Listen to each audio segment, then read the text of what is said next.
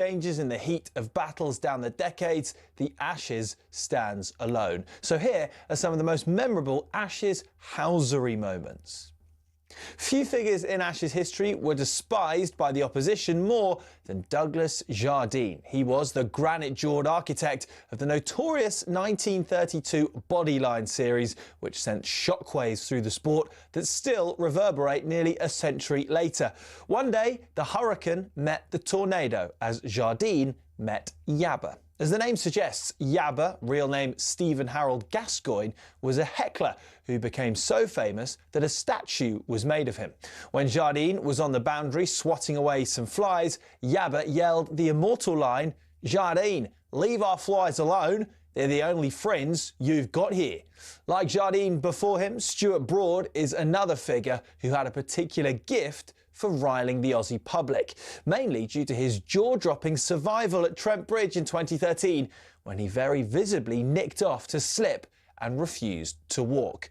Broad is somewhat the modern housery king. He officially became a sorcerer in 2023 when his random bail swaps twice bought a wicket with the next ball at the Oval. 3 tests earlier, after that Carey Bairstow run-out, Broad made sure he was right in the thick of the pantomime. Wicketkeeper Ian Healy issued one of the great lines towards Nasser Hussain. When Steve Waugh told Ricky Ponting to field right under Hussain's nose, Healy remarked, "That could be anywhere within a 3-mile radius." Poor Nass.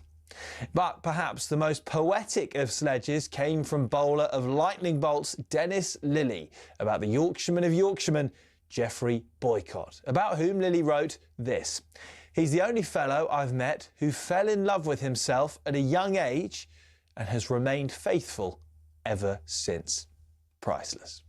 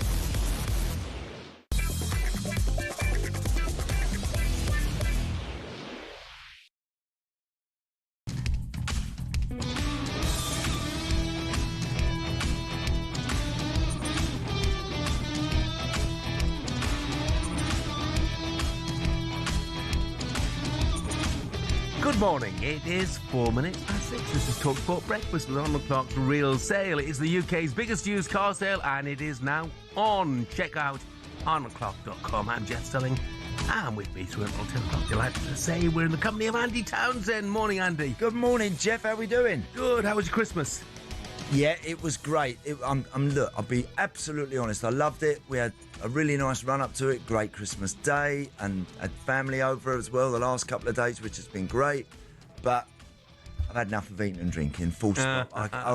Truthfully, it just gets a bit daft in the end, doesn't it? It does. And I live in a part of the world where it's a very social part of the world. So everyone's always inviting people around for drinks. And, you know, you just, every day you're thinking, oh, can I have a breather today? And all of a sudden your missus says, no, you know, we're going to somewhere, you know, we're going to so-and-so's house tonight. And it's like, oh, you're joking. But there you go. It's been lovely and yeah, I've enjoyed it. I had an extra day of it all this year, Andy, because for the first time in 28 years, I wasn't working on Boxing Day. I couldn't find anybody to employ me on Boxing Day. Hey, that must have felt a bit weird. It was a bit weird. It was an additional day of eating and drinking as well. I don't mean to nail you straight away, mate. Go on. But I was looking at your teams and I thought you must be really pleased because, you know, Villa are going well. Yes. Chelsea are up there, but Yeah. I looked at one or two. One or two Borough, of the others. Borough lost last night. Yeah, they did. They lost. Southampton, bottom half. Yeah, Norwich. Norwich, second bottom. Yeah. Yeah. Welling, second bottom of the Isthmian League. Poor old Welling. Yep. Do you know, I still have there's a WhatsApp group of all my old teammates at Welling United. Out there. Must be 40 and the rest, if not 50 years ago after that lot. But and we're not done because there's Weymouth as well. Are they struggling? Fourth bottom of the Southern Premier League, just part of company with Steve Claridge as manager. Have they? Stevie, is he? Oh, that's a shame. But, well, listen, it's so 2026, Jeff, reason to be optimistic. I think as far as you're concerned, Andy, we're going to concentrate on Villa. That's Right. really sure. Brilliant. Look, I mean, obviously Premier League action tonight, but last night saw a full programme of Championship League 1 and League 2 action. Some great stories, by the way. Here's how the night sounded across the talkSPORT network. Nunes led up to Burns, whose low finish finds the bottom corner. All 3 points wrapped up for Ipswich here at the CBS. Coventry 0, Ipswich Town 2. Massive statement, isn't it, to the rest of the league? This could be so expensive, but so brilliant for Hull City. It's Middlesbrough 0, Hull City 1. Oh, that's brilliant. Brilliant. Leicester back in front. Ian Stringer. Jordan James for the Foxes has just scored a beauty. Leicester 2, Derby 1. And it's been turned in by Macaulay Langstaff. Millwall may just have stolen the win. They do look very much in control here. Stoke 0, Sheffield United 2. Game on, Wrexham 2, Preston 1. 5 added minutes, we played 6 and Charlton with the last kick of the game have scored it. 73 minutes played here. It's a controversial equaliser. Birmingham 1, Southampton 1. It's an excellent finish actually from Cameron Archer. My word, let's get back to Fratton Park. There was one last chance, but it was for Pompey. Yang up the other end with a shot just inside the penalty area, past Kaminski and into the corner net. Unbelievable finale. Pompey 2, Charlton 1. Incredible.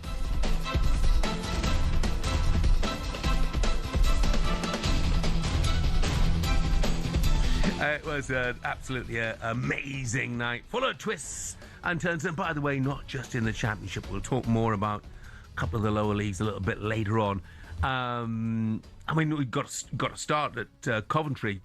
You know, look, all good things come to an end, and there's no cause for panic for Coventry. I was surprised they've lost at home to Ipswich. Ipswich are on a bit of a roll at the moment as well. But Frank Lampard afterwards said Coventry lacked belief. Top of the table, miles clear, lacked belief. That's a bit of a surprise. I mean, maybe he just felt on the day that they.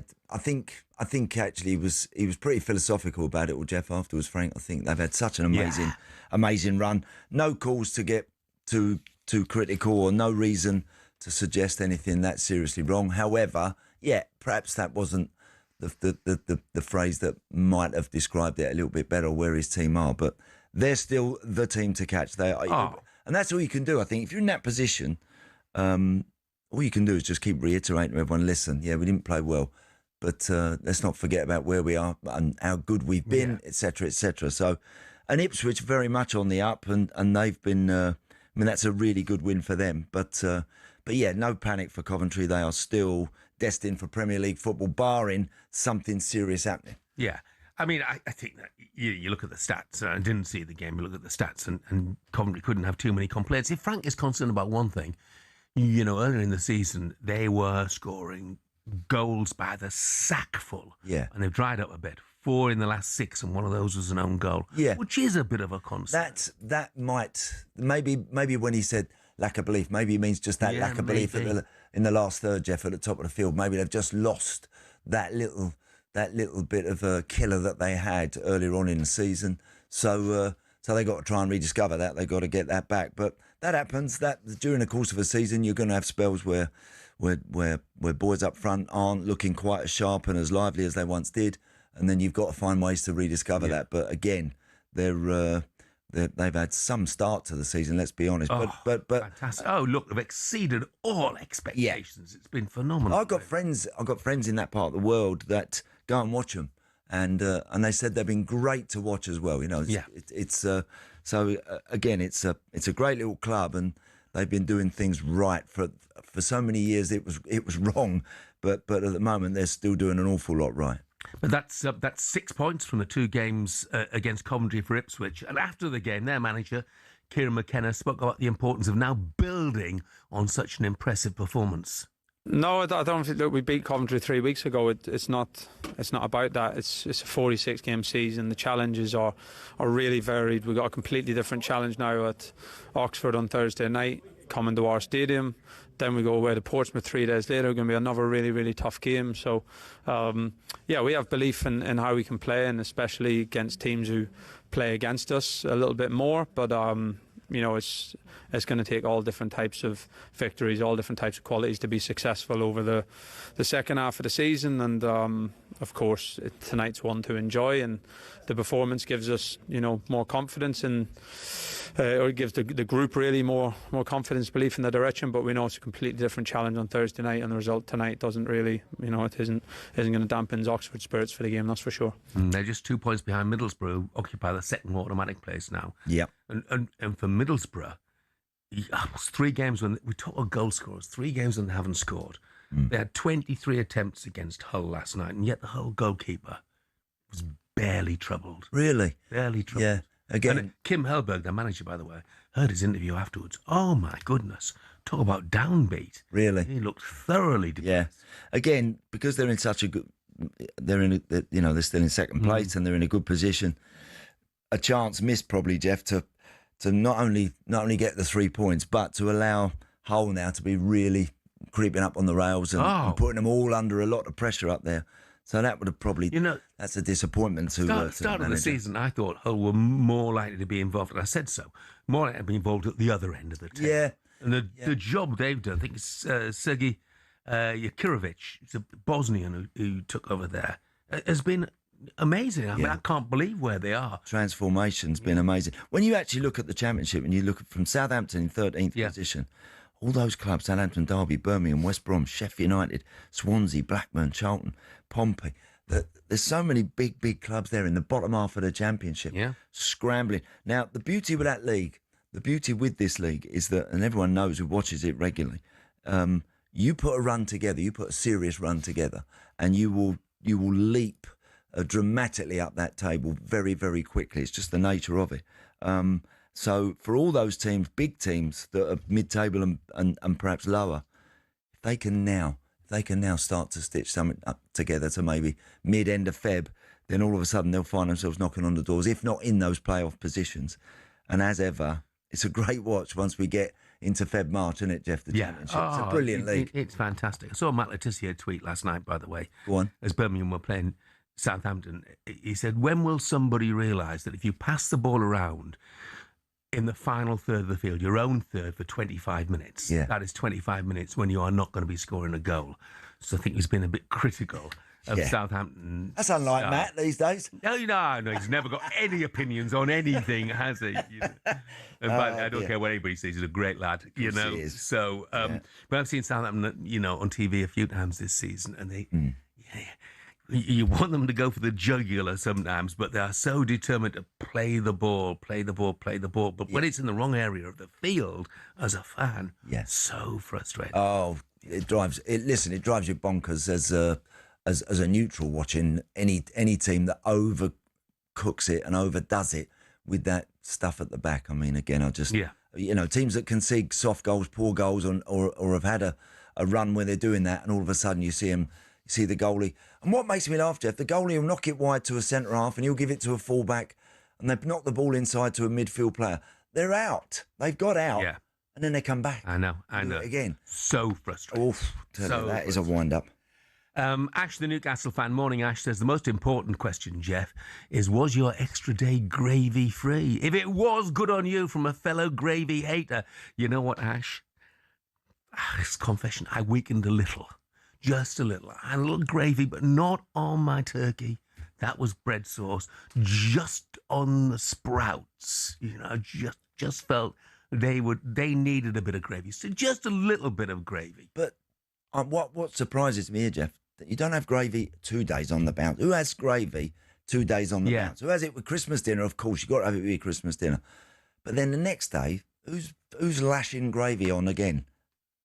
Do you have that? No. I don't know. Because normally the next day you're thinking, right, I don't want anything half as much as what we've just consumed the day before. but it's interesting if people are going big on gravy again and eating all the leftovers again. Well, Ash wasn't. Following day. Ash wasn't. No. Fellow gravy hater. I wouldn't say I hate it, just don't like it smothering my food. Swimming. But look, we have been there so many times over the past 2 years. I think we probably should leave it now. Up next, we're talking Luke Littler, who I don't get quite why was booed after his victory at the Ali Pali yesterday.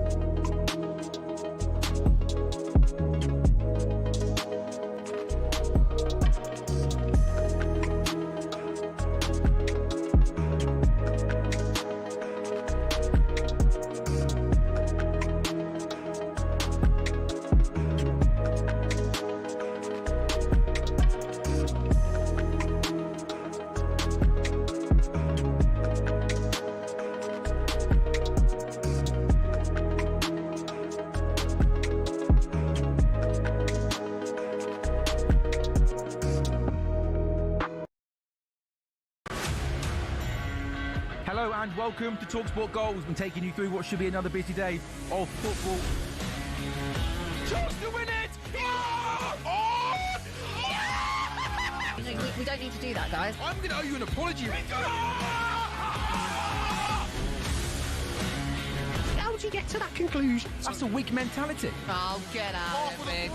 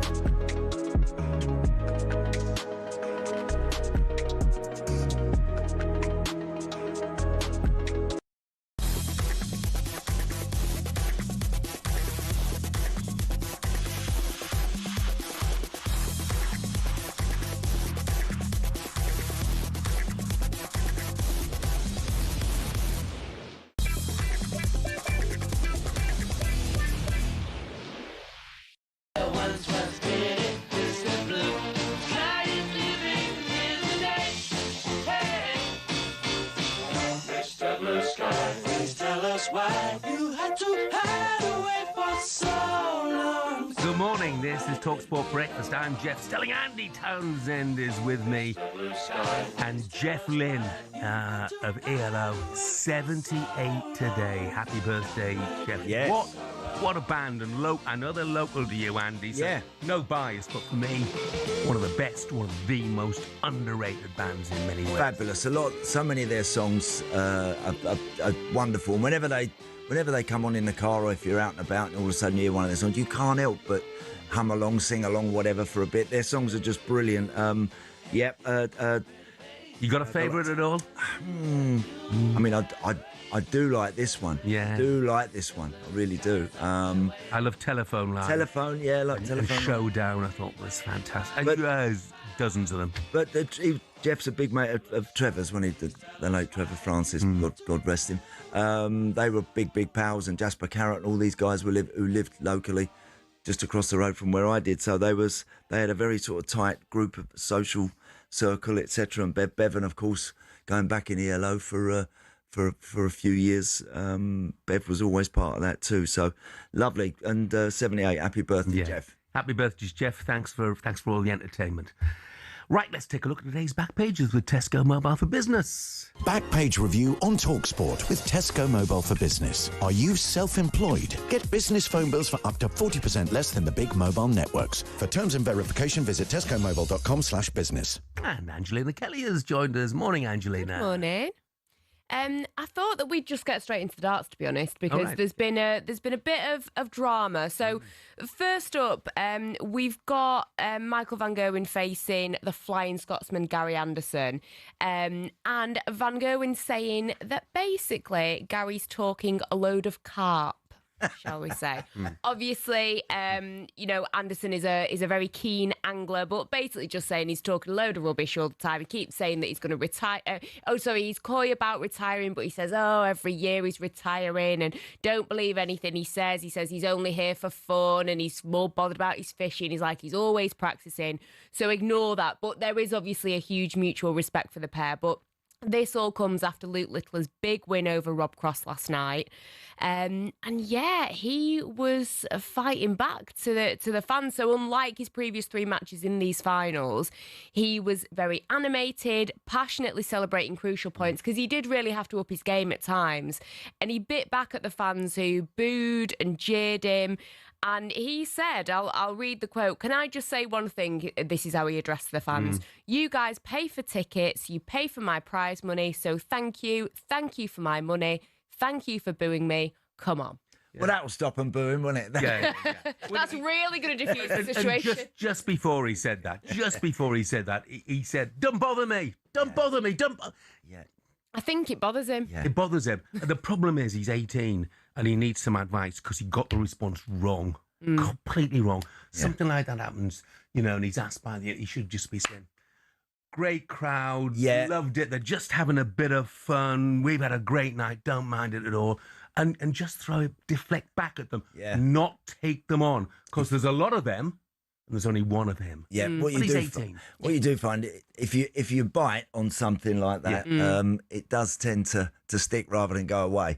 So look, it's strange. It's obviously very new to him because I mean, again, is there a reason why, Angelina, that they were doing this, or was it just because he's so good now and he's become so amazing that they just want the underdog to make a little bit more of it? I don't know. What is the reason why? It was a good match, actually. Well, he beat Rob Cross, but it was a cracking match. It wasn't like he ran away with it. Yeah, exactly. And I know that Rob Cross is quite popular, but I don't think he's way more liked than Littler. I don't know if the alcohol maybe played a little bit of a role for people. It's just that thing that we have, isn't it? Build our stars up, knock them down. Yeah. And he is so good, and sometimes he does. I don't think it's intentional. He does exude a sort of arrogance because he knows he's so good, and that's fine, But maybe he'll learn from this situation. Looking back on what he said last night, he might wake up today. Maybe somebody who should be advising him will probably pull him and say, maybe that wasn't right, or maybe he'll reflect on it and think, or even in a few years. I mean, how many times have we probably said things when we were 18, 19 years of age? Exactly. You look back on and think, I should have kept my mouth shut. Completely right. And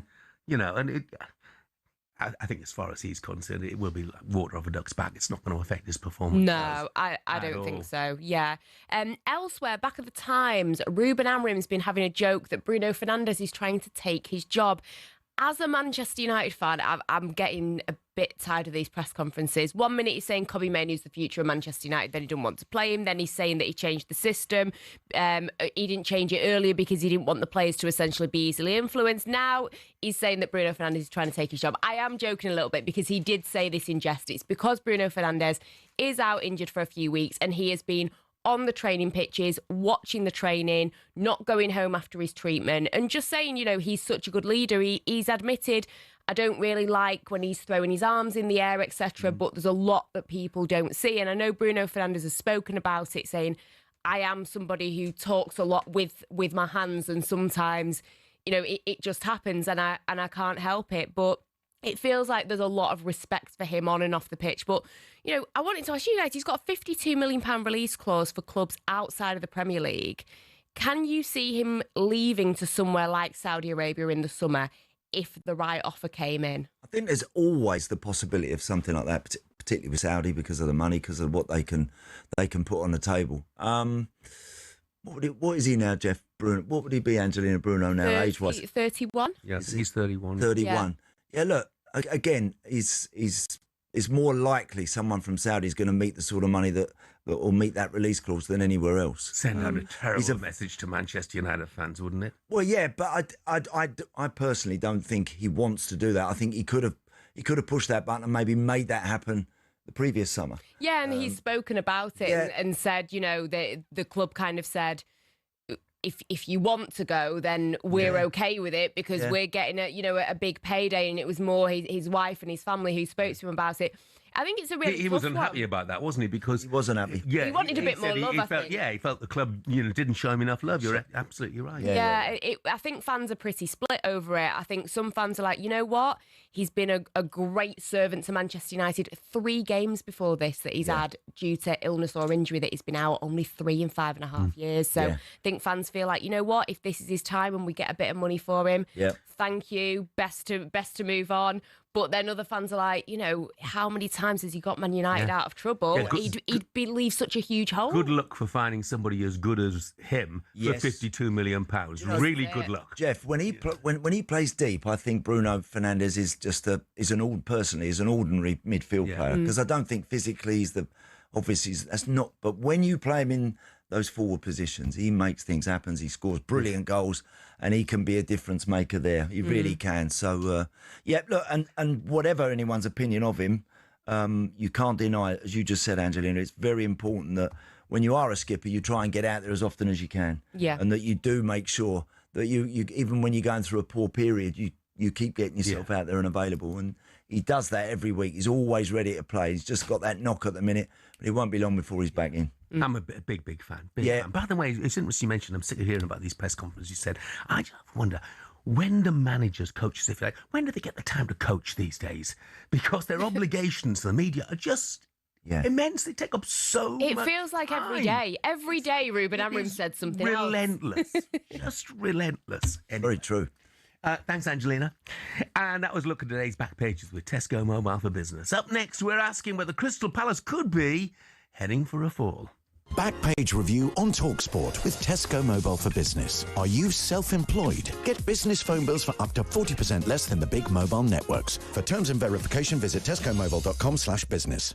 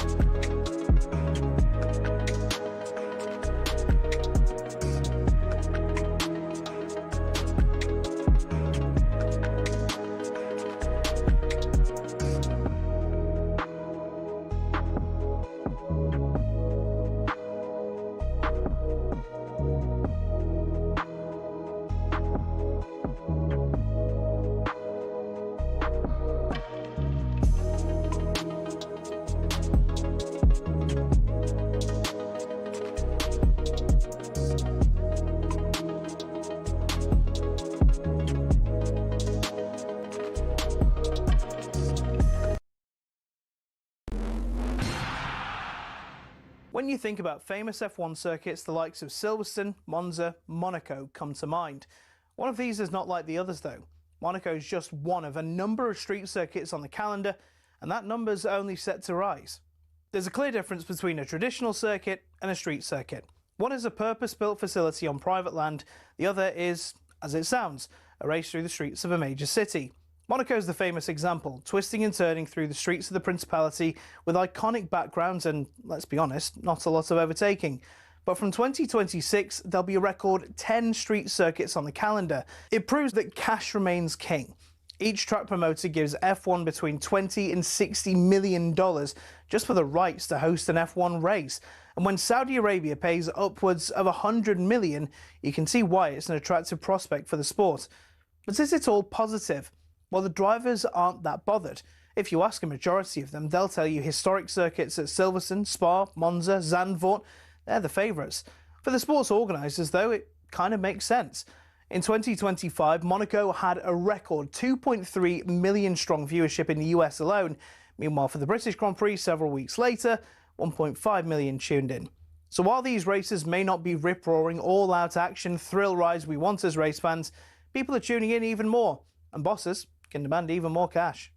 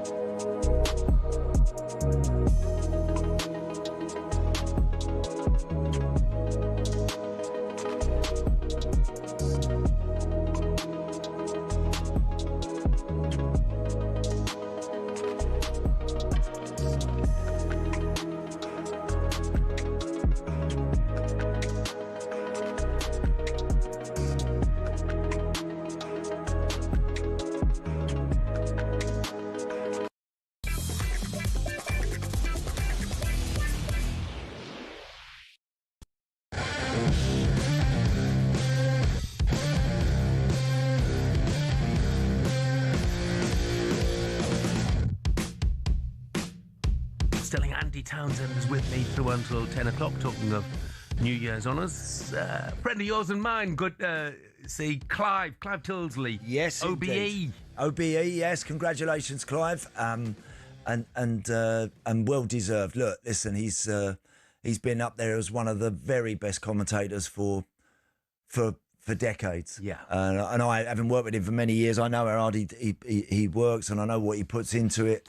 And I mean, the commentators, Jeff, as you know, the stats and the numbers and the facts and figures and the prep they have to do for a game, most of it they don't ever use, but they've got it all there just in case they need it. And look, Clive's always been really good in that respect. He does a lot of charity stuff as well. He does. Year after year, I attended the Bobby Moore Fund annual quiz and dinner, and Clive would, lovingly craft the quiz, and it must have taken him an absolute eternity to do, but he was always there and always willing to do it.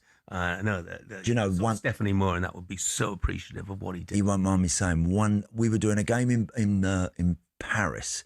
I think we were doing Paris-Barcelona. It wasn't one of our teams involved, and he had forgot his notes, Jeff. So that all those extensive notes I've just been talking about, all those numbers, facts and figures that they sit down with, we rocked up at the stadium, and he was a bit late getting to his chair, and by the time he got there and he opened it, and he'd left his notes back at the hotel. Oh, worst night. And he was absolutely going bonkers, to the point where I had to say, right, calm down. You'll be, listen, you no one else is going to be able to do this better than you without all that stuff. But it freaked him out for because they are so religiously go through it. But no, listen, congratulations. Yeah, Clive. Congratulations, Clive. Well deserved, yeah. Now, time to talk Crystal Palace. Struggling for form and without a win in the last 5 matches. Is it all about to go wrong in South London? It's Stack with a free kick. Oh, it's brilliant! And the Leeds fourth is delivered. Gift wrapped ready for Christmas from Anton Stack. They couldn't make it 4 wins on the bounce away from Selhurst Park, and they can't go joint fourth with Chelsea. They were poor today. The Tottenham fans who are celebrating again. There will be no reprieve for Crystal Palace. You're not going to get lucky and keep replacing these players. So I am worried for Crystal Palace. We had enough situations, we didn't give them a lot, and we were punished from a set play. So, but on the other side, if you don't score, you can't win. And that's why we just lost 1 point today. So, Andy, one of the reasons why we're asking the question is, I feel Palace are sort of in a catch-22 situation right now over the manager and the players. Yep. In the sense that Oliver Glasner wants signings, he said so publicly, or he looks certain to leave.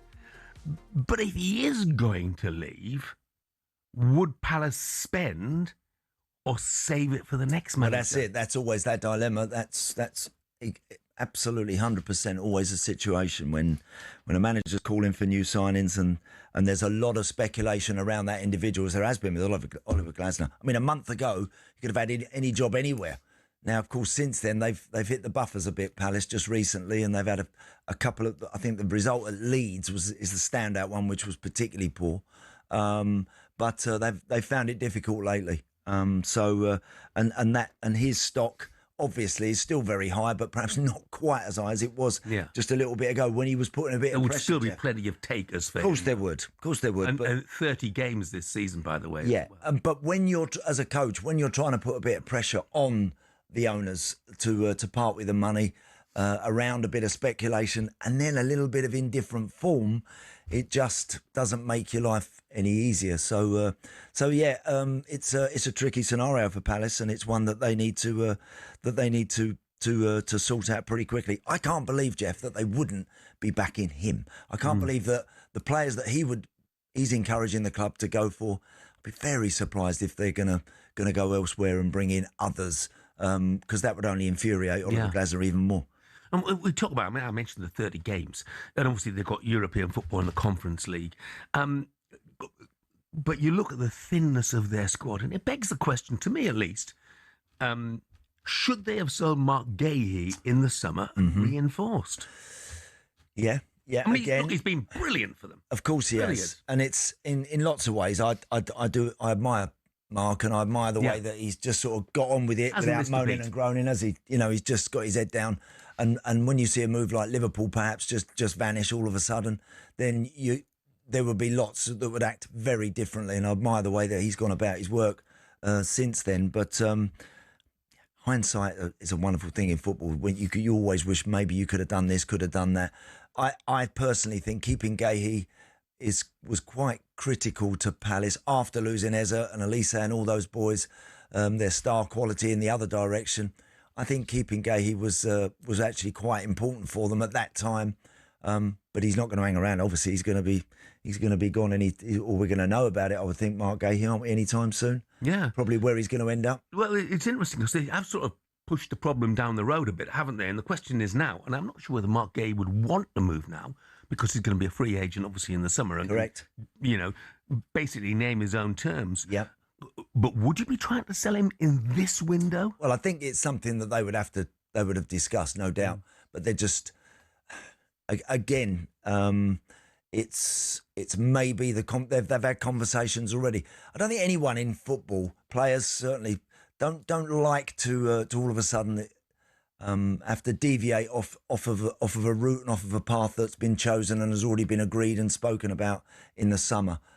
Perhaps they said to Marc Guehi was honest with the club, look, if I don't go to Liverpool, I'm staying. I'm going to walk next summer. So we either do this now or we don't. That's what I would have said, Jeff, if I was in his shoes. If he desperately wanted to make that Liverpool one happen, which you would like to think he did, you'd be saying to the club, listen, guys, just going to let you know, I will be walking out the door and waving you all goodbye in 12 months' time, unless this one happens now. So don't come to me in January wanting to offer me a move to X, Y and Z. Not interested. Yeah, I mean, there might have been a lot of that going on. It'll be interesting. I mean, clearly Liverpool amongst the front runners to still sign him. They're now being linked as well with Maxime Lacroix, his defensive partner at Palace. Now, you know, if you look at Liverpool, they are literally bare bones central defence, aren't Yes. they? Effectively two central defenders. Very true. So they could be in for Lacroix as well. Yep. And if you look at Palace, Adam Wharton is going to have Admaras, Jean-Philippe Mateta is going to have Admaras, Daniel Munoz is going to have Admaras. The next few months, yes, the worst case scenario for Palace supporters could be pretty scary. It could be. It could be. Yeah. I would think from the coach's point of view, Jeff, I would think the side that he finished the season with last year, compared to perhaps what he's got in and around him now, with the threat and with the distinct possibility of losing 2 or 3 more of his absolute best players, I would think Glasner already is probably starting to get his people in touch with whoever it is that they're perhaps identifying. Because I don't think I want to stick around, and if the club are going to lose the heart and soul of what they've really got and had for the last few years. Such a good team on their day and such a good watch. Great place to go and watch your football at Palace. But yeah, there might be some big changes there soon. Now, and when we look, it must be so frustrating to be a Palace fan, because obviously you look at Michael Elise, you look at Ebridge, as the same thing's going to happen to Guehi as well. They're going to leave, no question about that. And look, Selhurst Park is a great place to go. Fantastic atmosphere. But, and they fill the place, but it's 25,000. So I ask myself, whilst it might be frustrating for Palace fans to see these players go and move on to bigger clubs, have they actually overachieved? Well, I think, again, looking at where they are today, sitting in 9th position in the league, let's be absolutely honest. I mean, look, they're, FA Cup winners, brilliant in that respect. To give the fans a day out like that and win the trophy was amazing. But league-wise, I mean, Sunderland have done incredibly well. That's the one team. Brentford have always had players that are capable of being there or thereabouts in that top half of the table. But I don't think there's a lot more that Palace can do than where they are, Jeff. I think with what they've got, they're doing okay. They've had a little bit of a tricky month, as I mentioned, with 1 or 2 notably sort of disappointing performances. But look, in the main, they're a handy team. And there was a time whenever Palace were in the Premier League where he was always thinking whether they were going to survive. Yeah. Well, that don't even come into the equation now, does it? We don't even think that anymore with Palace. So look, I just think if you're Oliver Glasner and you've had that really handy team that all of a sudden has just started to break up, and there are going to be further losses in that respect, I would think someone that's in demand, I don't think he's going to hang around and overstay. I mean, it is interesting because despite all of their problems, they're still in the Conference League. Obviously, they're still in the FA Cup. We haven't got the stage where they come in yet. And they're still in with a shout of Europe.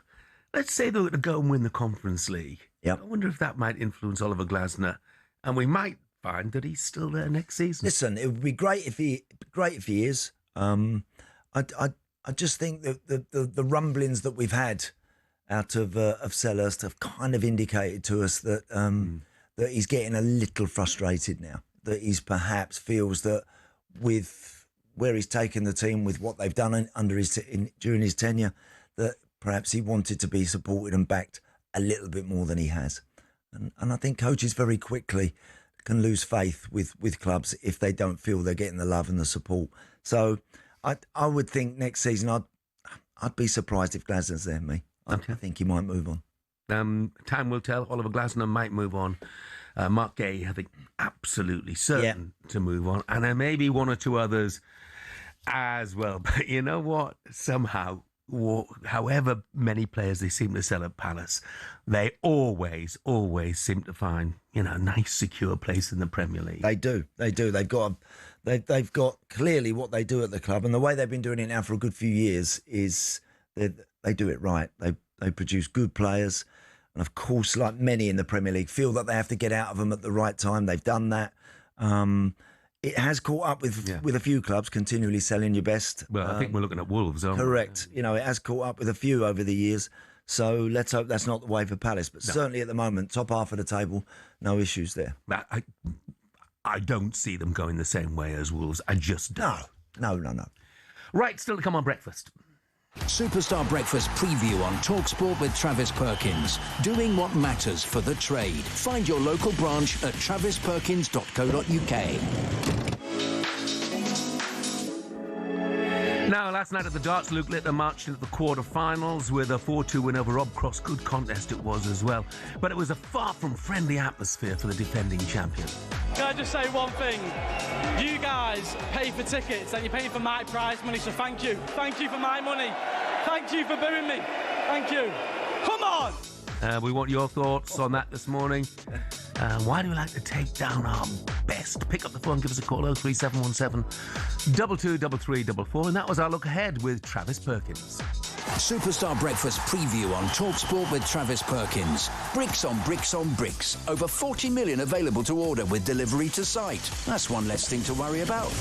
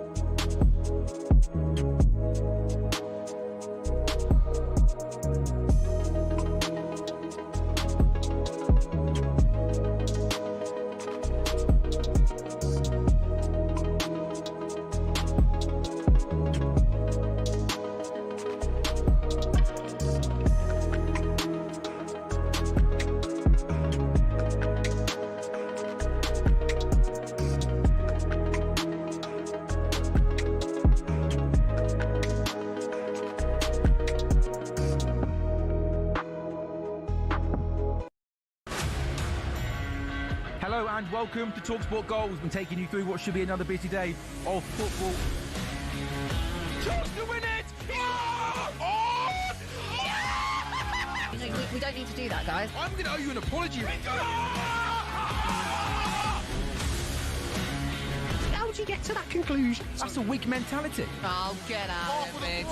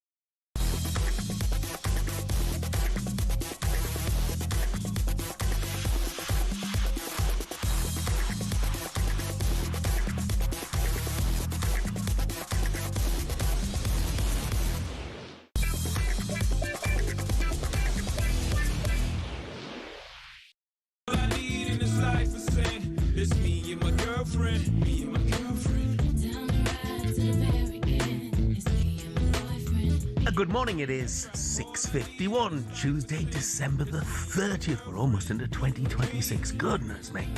This is talkSPORT Breakfast with me, Jeff Stelling Andy Townsend with me through until 10. What do we know this Tuesday morning? It is Tuesday. It's now lost. You know what it's like over holidays? You lose all track of days, don't you? Completely all lose track of days. It's actually football that normally brings you back into the right zone, but because there's been so many games lately, it's thrown everywhere, all over the place. Totally.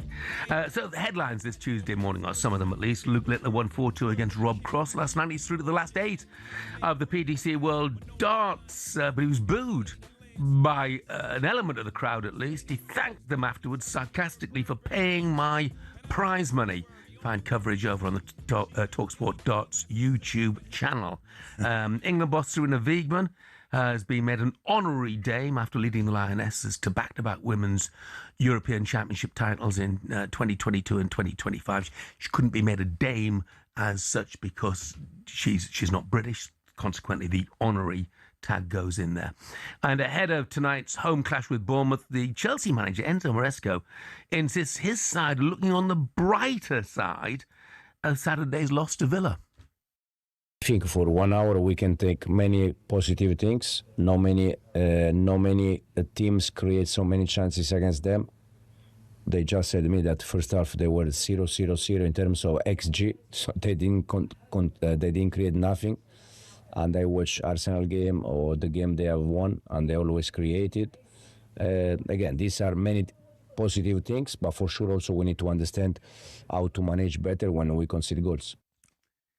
The problem is, Enzo, is no matter how many chances you made, you didn't take any of them apart from the one that flicked in off João Pedro. And that's a big issue, isn't it? Because they brought in Liam Delap, who has not hit the ground running. And, they're not scoring enough goals. They had a lot of good... I was at the game, Jeff. They had a lot of good situations around the edge of the box where they ended up taking shots and didn't hit the target, didn't work the goalkeeper. First 20 minutes, they were so superior. Villa never got going at all. And in that moment, one is, as we've often said, one is never, ever enough. I don't care who you are. Premier League football, top playing bottom. It's just not enough. It can disappear in a flash. And I was waiting for Villa to actually arrive and liven up a little bit. When they did, and the changes came, then the game was very, very different. I was very surprised Enzo took Cucurella off. I mean... Yeah, he's a nuisance. He's a nuisance, and you'd hate to play against him. Oh, yeah. And he would wind you up if you're playing against him. But I tell you what, he's a terrific little defender.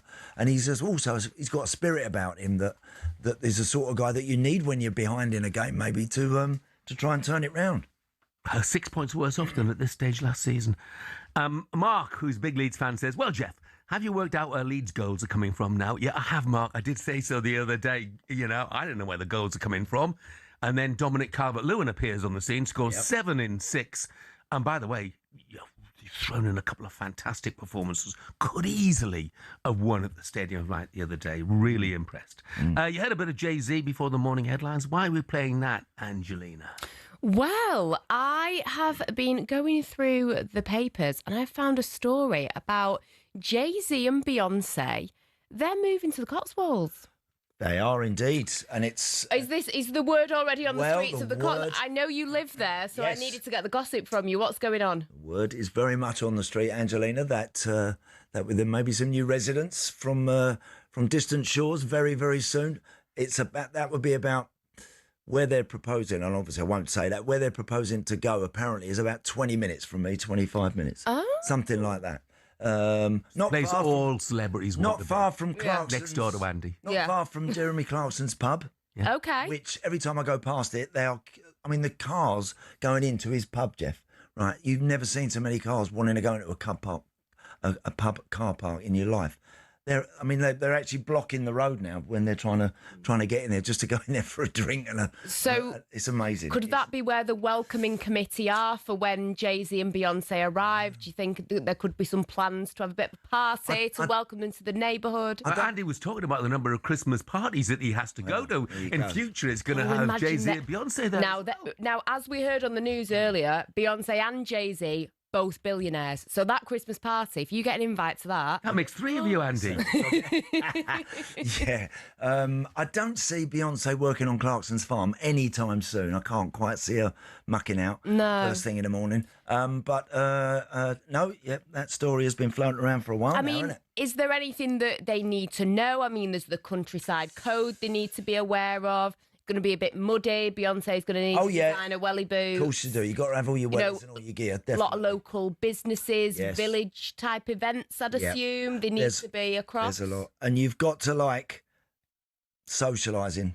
You've got to like going to the pub and having a bit of grub because honestly, everywhere you turn, someone's inviting you to go somewhere. It is lovely. It sounds great. I mean, locals have admitted they weren't too aware of Beyonce's work. Do either of you have a Beyonce song at all? Jeff, is she on your playlist? No, she's not. But obviously, I'm aware of Beyonce and aware of Crazy Jay-Z in Love as well. was a great song. Yeah, and that was the two of them on that track. So Right. you know, and who knows what they could be doing in the Cotswolds, like the events, the new music they could maybe make. They won't be could the get only inspired. celebs in the Cotswolds, by the way. Everyone wants to be there, you know. True. David Beckham's there. Bex is up there. He's not another neighbour, is he? Well, actually, probably, where they're talking, no, Jeff, he's half an hour or so away. But they're, Just I think where Jay-Z and Beyonce are talking about, I think is not far potentially from where Bex is. Wow. Well, there you have it. I mean, it's very exciting times. I like that you already knew this before I even brought it to you. The streets are talking. Streets. Very excited. And just finally, very quickly, England fans, obviously World Cup ticket prices through the roof. They're having parties in Benidorm instead. Going to jet off to Benidorm. Yeah. Well, they did that at Cheltenham last year. Cheltenham last couple of seasons, you know, they've rather than gone to Cheltenham because the price is there, they've gone off to Benidorm, watched it on a big screen and had a few beers at a fraction of the price. I'll make them right. Yeah. Because it is crazy money. What £2.60 for a pint in Benidorm. Can't go wrong. No, you can't. That's Well, you can because you're in Benidorm. Angelina, thanks very much indeed. Richard's text this morning, Jeff and Andy. Just want to say on Luke Littler, I think he only means it as banter. He's got stick, so he gives it back.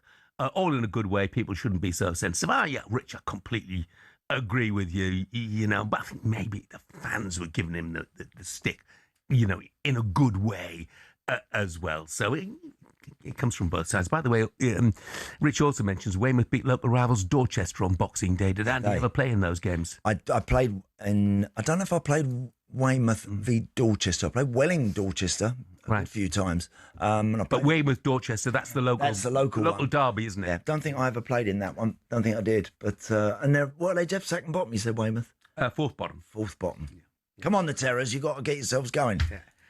Well, there's a managerial vacancy there, Andy. But, I mean, seriously, with you billionaires, you and Jay-Z and Beyonce and Bex, and you don't need that, do you? No, we don't. Up next, we'll ask whether Aston Villa have to turn from the very start and not just half-time at the Emirates tonight.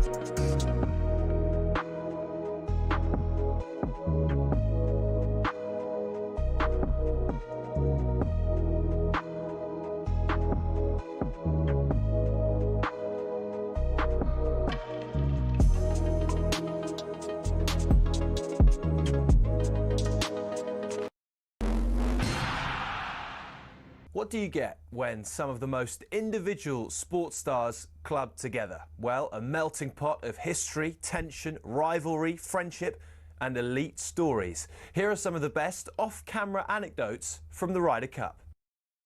Number 1, Tigers loo roll. The protagonist, Lee Westwood's former caddy, Billy Foster, said in a toilet cubicle at the Belfry. As he went to relieve his first morning nerves, Foster noticed only one of the 2 cubicles had loo roll, and while he was seated, in came a tiger into the empty cubicle, and he realised his mistake all too late. So Foster took some paper, reached under the cubicle with a rescue offering, and as Tiger went to take it, Foster uttered the words, "Europe, 1 up." As it happened, Europe did go on to win. Fast forward 10 years to the miraculous Medina, when, after a gruelling Saturday, Rory McIlroy overslept on the Sunday and was in danger of missing his tee time. Thankfully for him, the person booking player transport was Erica Stoll. She sorted him a police escort to the course. 3 years later, McIlroy proposed in Paris. The next story is told by Scottish legend Sam Torrance about the great Seve, who apparently despised the Americans mainly because of a diminutive US reporter who kept calling him Steve. Hey, my name is Severiano. It's no Steve, it's no Steve. Next day, Steve. Torrance also tells of how Seve regularly gave coaching clinics to his European teammates, but a week later at the Italian Open, when the same players asked for advice, Seve would tell them to and see you next year. Having started with a Billy Foster story, let's finish with one from the 12th tee at Oakland Hills in 2004.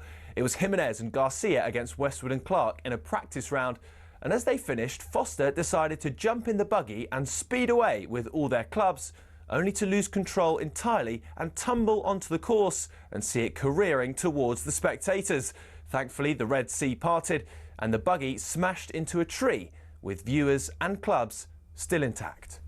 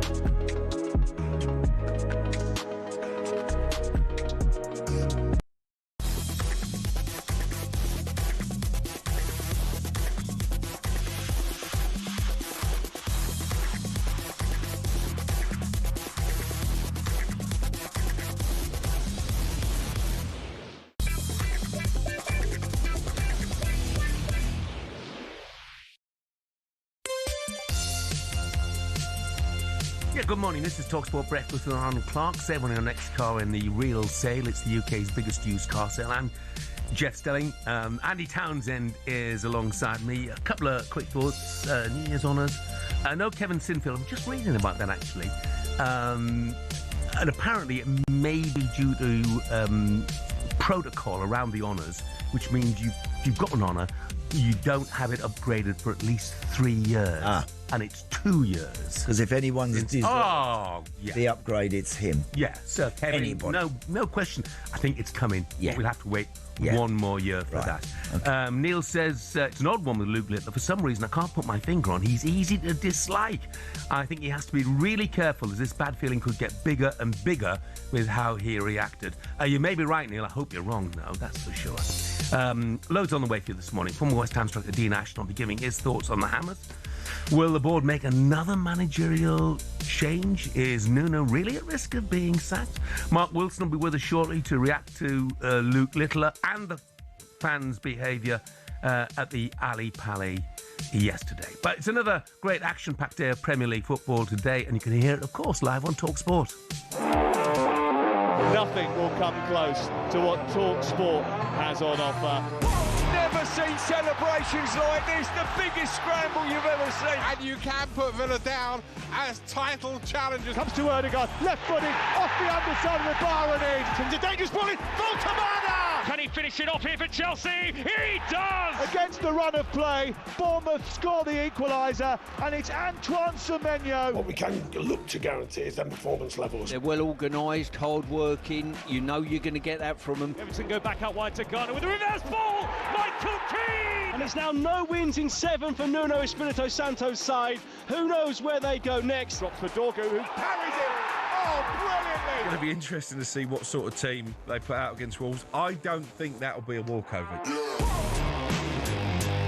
Yeah, you can hear all the games tonight on talkSPORT. The big one, of course, Arsenal, Aston Villa. That's the talkSPORT exclusive, presented by Edwin Durham, with commentary from Sam McAfee and the former England captain, Stuart Pearce. Let's bring in journalist, co-host of the Sunday edition, talkSPORT's very own, Henry Winter. Morning, Henry.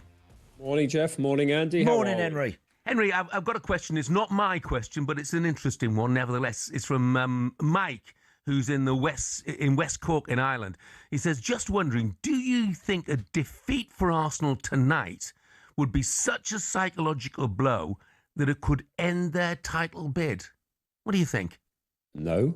I think it's hard to disappoint Mike. And Jeff, your question is always interesting. Not really, no, because the whole point about Arsenal this season is that they've strengthened in depth. They've got Kai Havertz coming back. Obviously, Gabriel Jesus, I think he's had one start in like a year, and he's sort of coming back in. Gyökeres is obviously finding his feet. Eze, they brought in as well.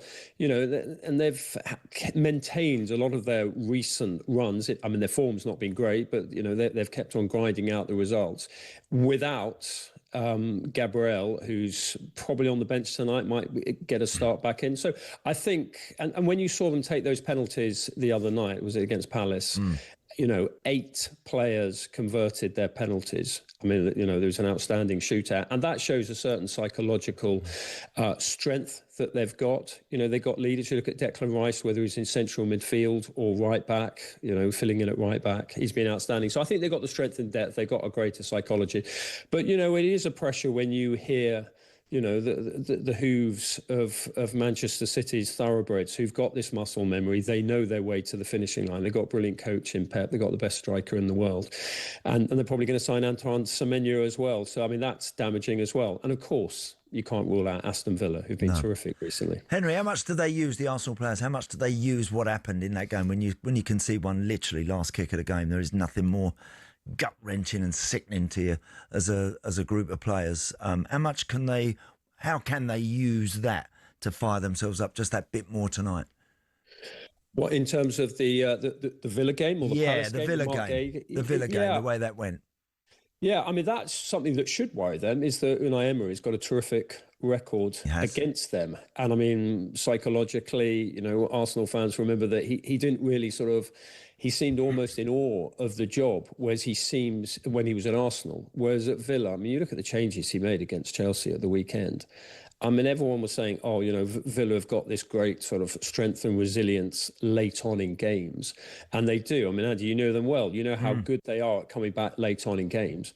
But a lot of that is down to the fact that Emery's a brilliant tactician. I mean, you looked at Chelsea at the weekend, and it was like on the hour mark that he sort of unleashed Watkins and Onana and Sancho.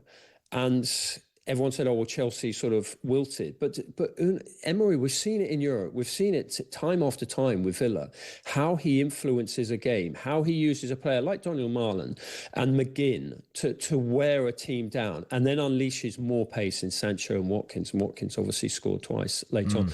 So this is a really tricky game for Arsenal tonight. Yeah.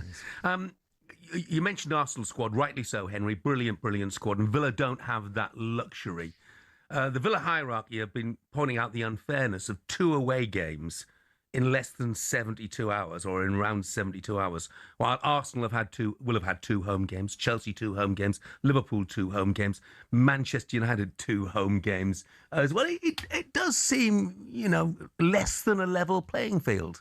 Yeah, well, it probably makes Unai's team talk slightly easier, the old siege mentality, everyone's against it. But look, it's a quirk of the computers. I don't think there's any conspiracy against Aston Villa. No. I think you can go back to the Victorian era and you probably had the Royal Engineers complaining about playing probably 2 games in consecutive days, which they used to play. In fact, but it does make life for them a great deal more difficult. Yes, it does. But then, some teams might say they're actually better suited to playing away from home. I mean, I'm not saying that with Villa because they've been terrific at home, but they're on this fantastic run at the moment. And if they use that just to sort of stir them up even more, but I don't think it's a conspiracy by the Premier League to make life awkward for Aston Villa. Because if anything, the Premier League would actually far rather have a broader title race rather than just 2 teams. There's no question. This is where Arsenal squad comes in. Victor Gyökeres, as far as the title race is concerned between now and the end of the season, he needs to start to score goals, doesn't he? 5 goals this season, 2 of those were from the penalty spot, and you can't help but compare and contrast with Erling Haaland, rightly or wrongly. Yeah, but I mean, Erling Haaland's in the top 3 strikers in the world with Kane and Mbappe, whereas Gyökeres is the rung below that. But you know what? There are not many great centre-forwards around at the moment, apart from those 3 that we've mentioned. So who did Arsenal go for? I mean, they were interested in Seško, who's, is taking time to settle. He's had 1 or 2 injuries at Manchester United. I like Gyökeres. I like his work rate. And I absolutely take the point that he needs to score more than 5 in the Premier League. A couple of those were penalties and a couple in other competitions. But I just think that, Arsenal have got to adapt. I've been writing a lot about this recently. Arsenal have got to adapt to him and work out the sort of type of deliveries that he enjoyed at Sporting Lisbon with Trincao and Pote and players like that. And he also likes the ball played over the top and into space. And often teams sort of play deeper against Arsenal. So he's got to adapt as well. I mean, I was writing the other day about, I thought actually a couple of hours on the training field at London Colney with Ian Wright, building up his confidence, working out how to make those near post runs and then getting the passes in from Saka. So look, Arsenal have got to adapt to him, but you can't write a player like that off. And it's quite interesting, if you look in games, and Arsenal have got this reputation for conceding games, if not losing them late on, it's often when Gyökeres goes off and he's occupied the centre-halves and he's pressed, and he does press relentlessly. So we've got to appreciate his work out of possession. But look, I agree with you. 7 goals, 5 in the Premier League is insufficient so far. Henry, look, it's an absolutely intriguing match. It really is. Thanks very much indeed. Have a great day. Pleasure. Love to be on, say. Do you know, Jeff, just talking about Gyökeres, I don't, in my mind, and look, the Arsenal fans will be able to tell us, I don't see him taking many shots from outside the box. And whether that's because the way that Arsenal play and because they dominate the ball in most games and that the opposing teams are sat on the edge of the box and there is, as Henry just alluded to there isn't an awful lot of room for him to run into. But you've got to find other ways. And I'm just thinking, when I've watched him, I don't think I've seen him. Harry Kane, when you see Harry Kane, he gets tap-ins, he hits them from inside the box, on the edge of the box, just outside the box. He hits them from anywhere, hits them early, first time. And I know he's supremely confident and has scored so many goals throughout his career, but in particular since he's been in Munich, that he's going to hit anything he sees at the moment. He's just hitting it and it's going in. But for Gyökeres, I think he's just got to be a bit braver and take a little bit more of a chance here and there. Yeah, and Henry's quite right. It is unfair to compare him with Erling Haaland. But at the end of the season, the comparison between the two of them might be what decides the title. Could be. You know? Could be. Yeah. And I'm interested to see, by the way, that Mikel Arteta hasn't ruled out spending again in January. And I wonder whether he'll look at another striker. I have no idea, but it's a possibility for sure. Up next, we'll be picking over the King's New Year's Honours list, which was released last night.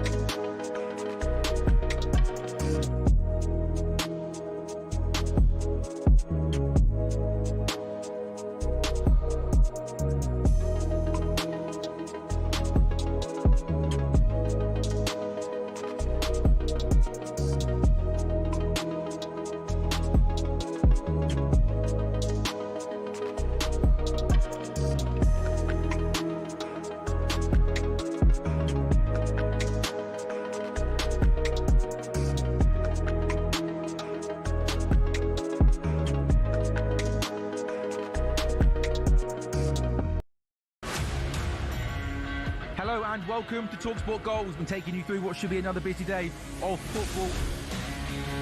Chance to win it! We don't need to do that, guys. I'm going to owe you an apology.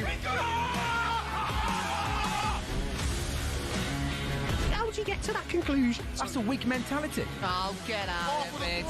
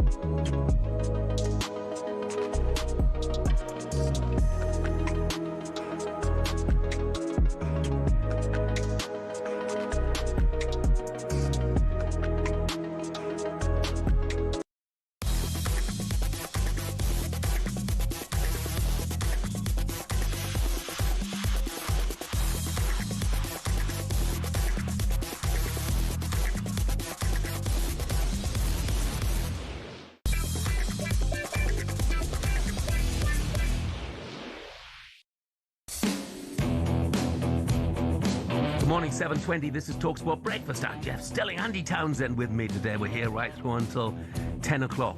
Now, Jo, our receptionist here. Yes. Absolutely fantastic. She will be ecstatic today because Millwall are fifth in the Championship table after a 2-1 win over Bristol City last night. Macaulay Longstaff came off the bench. He scored the winner in the 81st minute. Millwall fan Chris called into the sports bar last night. Let's have a listen to what he thinks lies ahead for his team. Fifth in the table, and we're playing good football. I don't think anyone expected us to be where we are. I don't know. We just seem to control games, to be honest. When we're at home, especially, but even away, we're a strong unit. We seem to suck up pressure and hit people on the counter. I don't think we will spend any money. We've got a lot of players to come back. We've got Aziz to come back. He's been off for the last 2 games. We've had Josh Coburn, who was our record signing. He's been out for now probably 2 months. We've got Tasper Denori out at the moment. So three or four big players for us are due to come back. And I think we can have a good push for the playoffs for sure. Look, a good push for the playoffs. Yeah. You completely agree with that. I mean, correct. There's no question they're going to have a good push for the playoffs. Whether they can go up, well, no one will want to go to the Den, that's for sure. Well, do you know, I remember, Jeff, talking. We were talking just earlier this morning about the old Den, the original Den. And you know, they used to pull the bus up. We used to have to get off the bus. There was there was a 2 or 3 minute walk to the dressing room door where you kind of had to negotiate most of London's underworld on the way into to the dressing room, you know, as you went past. And it was always a bit of an intimidating place to go and play. I have friends that are Millwall fans and they still love that kind of, they're the team everyone loves to hate. They love that bit about them, but it's brilliant to see them going so well. Have they ever played in the Premier League? No. So, you know, for them to even be special. in the shout and to possibly play there would be fantastic. My question, they're only 4 points off automatic, okay? My big question mark for them was that they've scored 27 goals in 24 games. That's not enough. Right. Macaulay Longstaff, the boy who got the goal last night, scored a load of goals in lower divisions and at Notts County. That was his first goal since the opening day of the season. Yes. If he could now hit a streak, you know, that might make the difference. But look, good luck to them. Brilliant. Millwall get a lot of flack. They do. I would say from my prostate cancer walks, no football club, no club treated us better than Millwall did. They were absolutely fantastic. Brilliant. Good luck to them. Hope they do well. Really do. A couple of differing views briefly about Victor Gyökeres. Mike says Gyökeres has been great at holding the ball up and creating channels, but that's not why we bought him. Ryan says Gyökeres not scoring often enough only becomes a problem when we're not winning, and seeing as we're top of the Premier League and Champions League, it's not that big a deal. Good point. For now. Yep, fair enough, Ryan. Right, time for a bit of this. If me and Connor ever hit the road, that's mentoring. While we mentoring MCs that say a lot, but are so boring, very unalluring. We more like Angelina's back with us. Yes, I am. Any idea who that is, Russ? Do you know, I haven't got a clue. I was looking at Jeff there because I know how much he's up on this sort of music. He was singing along. Yeah. My playlist is full of that sort of stuff. It's Idris Elba. Of course it is. Arise, Sir Idris. Yes. The King's New Year's Honours list. There are 1,157 recipients in this year's list. Idris Elba is one of them in recognition for his charity work. But Jeff, I know you got your MBE in 2024. Yeah. What was that moment like? It must be quite special. Oh, yes, fantastic. I mean, obviously, it was a shock. And look, I always say I am of the belief that honours should go to people done extraordinary things in their own field, not for someone who gets well paid for doing a job that they love. So in my case, it was really important for me that the sort of citation said for football broadcasting and charity, because that was the big thing. So, and you'll find that most of the people, almost all of the people who got honours here, you know, all the big names and such like, have done great charitable work, including Idris Elba is a classic example, of course. Yeah, exactly. A lot of great work with young people. Delving into some of the sports people, we've got Jane Torval and Christopher Dean. Poor Christopher thought that he was getting left out because his letter came a bit later after. About 3 days, didn't it? Yeah, he was a bit worried. There's honours for the England Women's Rugby World Cup winning side. Former Tottenham Executive Chairman Daniel Levy, who left the role in September, obviously. He's getting a CB for services to charity and to the community in Tottenham. Will Spurs fans be happy about that? I don't think that they would pay that much attention, Angelina, to be brutally honest. Listen, if Daniel's been... I wasn't aware of that. It's not something I was aware of, all of the charitable causes that he's obviously put time and effort into. A lot of redeveloping the area. Yeah, and a lot of that. Look, there's no doubt and I'm lucky enough when I go to Spurs now to enjoy that incredible facility that it's become. And Daniel obviously put a lot of effort into that, but it was never going to be for services for being a chairman at Tottenham Football Club. Yeah, am I wrong? I'm trying to cast my memory back. Was it not so long ago, in services to the community in Tottenham, was it not so long ago that Tottenham said that they didn't want people to refer to Tottenham Hotspur as Tottenham? You know, that they want them to refer to them as Spurs. Yeah. I don't know. I mean, but look, again, one thing I would say about Daniel Levy, he doesn't shout from the rooftops about charity work. No. Correct. You know, no, he doesn't. Fair enough to him. A couple of other people. Serena Wiegmann, obviously she's Dutch. She becomes an honorary dame after leading the Lionesses to successive European Women's Championship titles. Now, several members of the Lionesses squad are recognised, including Leah Williamson, the captain. We've got Alex Greenwood, Kira Walsh, Georgia Stanway, Ella Toone. Ella Toone is a local girl for me, like grew up down the road. So really, really good to see her get one. But there are a few questions over how people get picked. And I don't know how they get picked. And you never know. But you look at someone like Hannah Hampton. Yeah. Has won multiple trophies, the Yashin Trophy, BBC Women's Footballer of the Year, the best FIFA Women's Goalkeeper. Chloe Kelly, who won England both Euros with the decisive penalty in the summer and the winning goal. She also, like Leah Williamson, she won the Champions League with Arsenal, same as someone like Beth Mead. Lucy Bronze does have an MBE, but yeah, a bit interesting as to how people get look out for the birthday honours when they come round. Yeah. I'm pretty sure they'll be there. They probably will.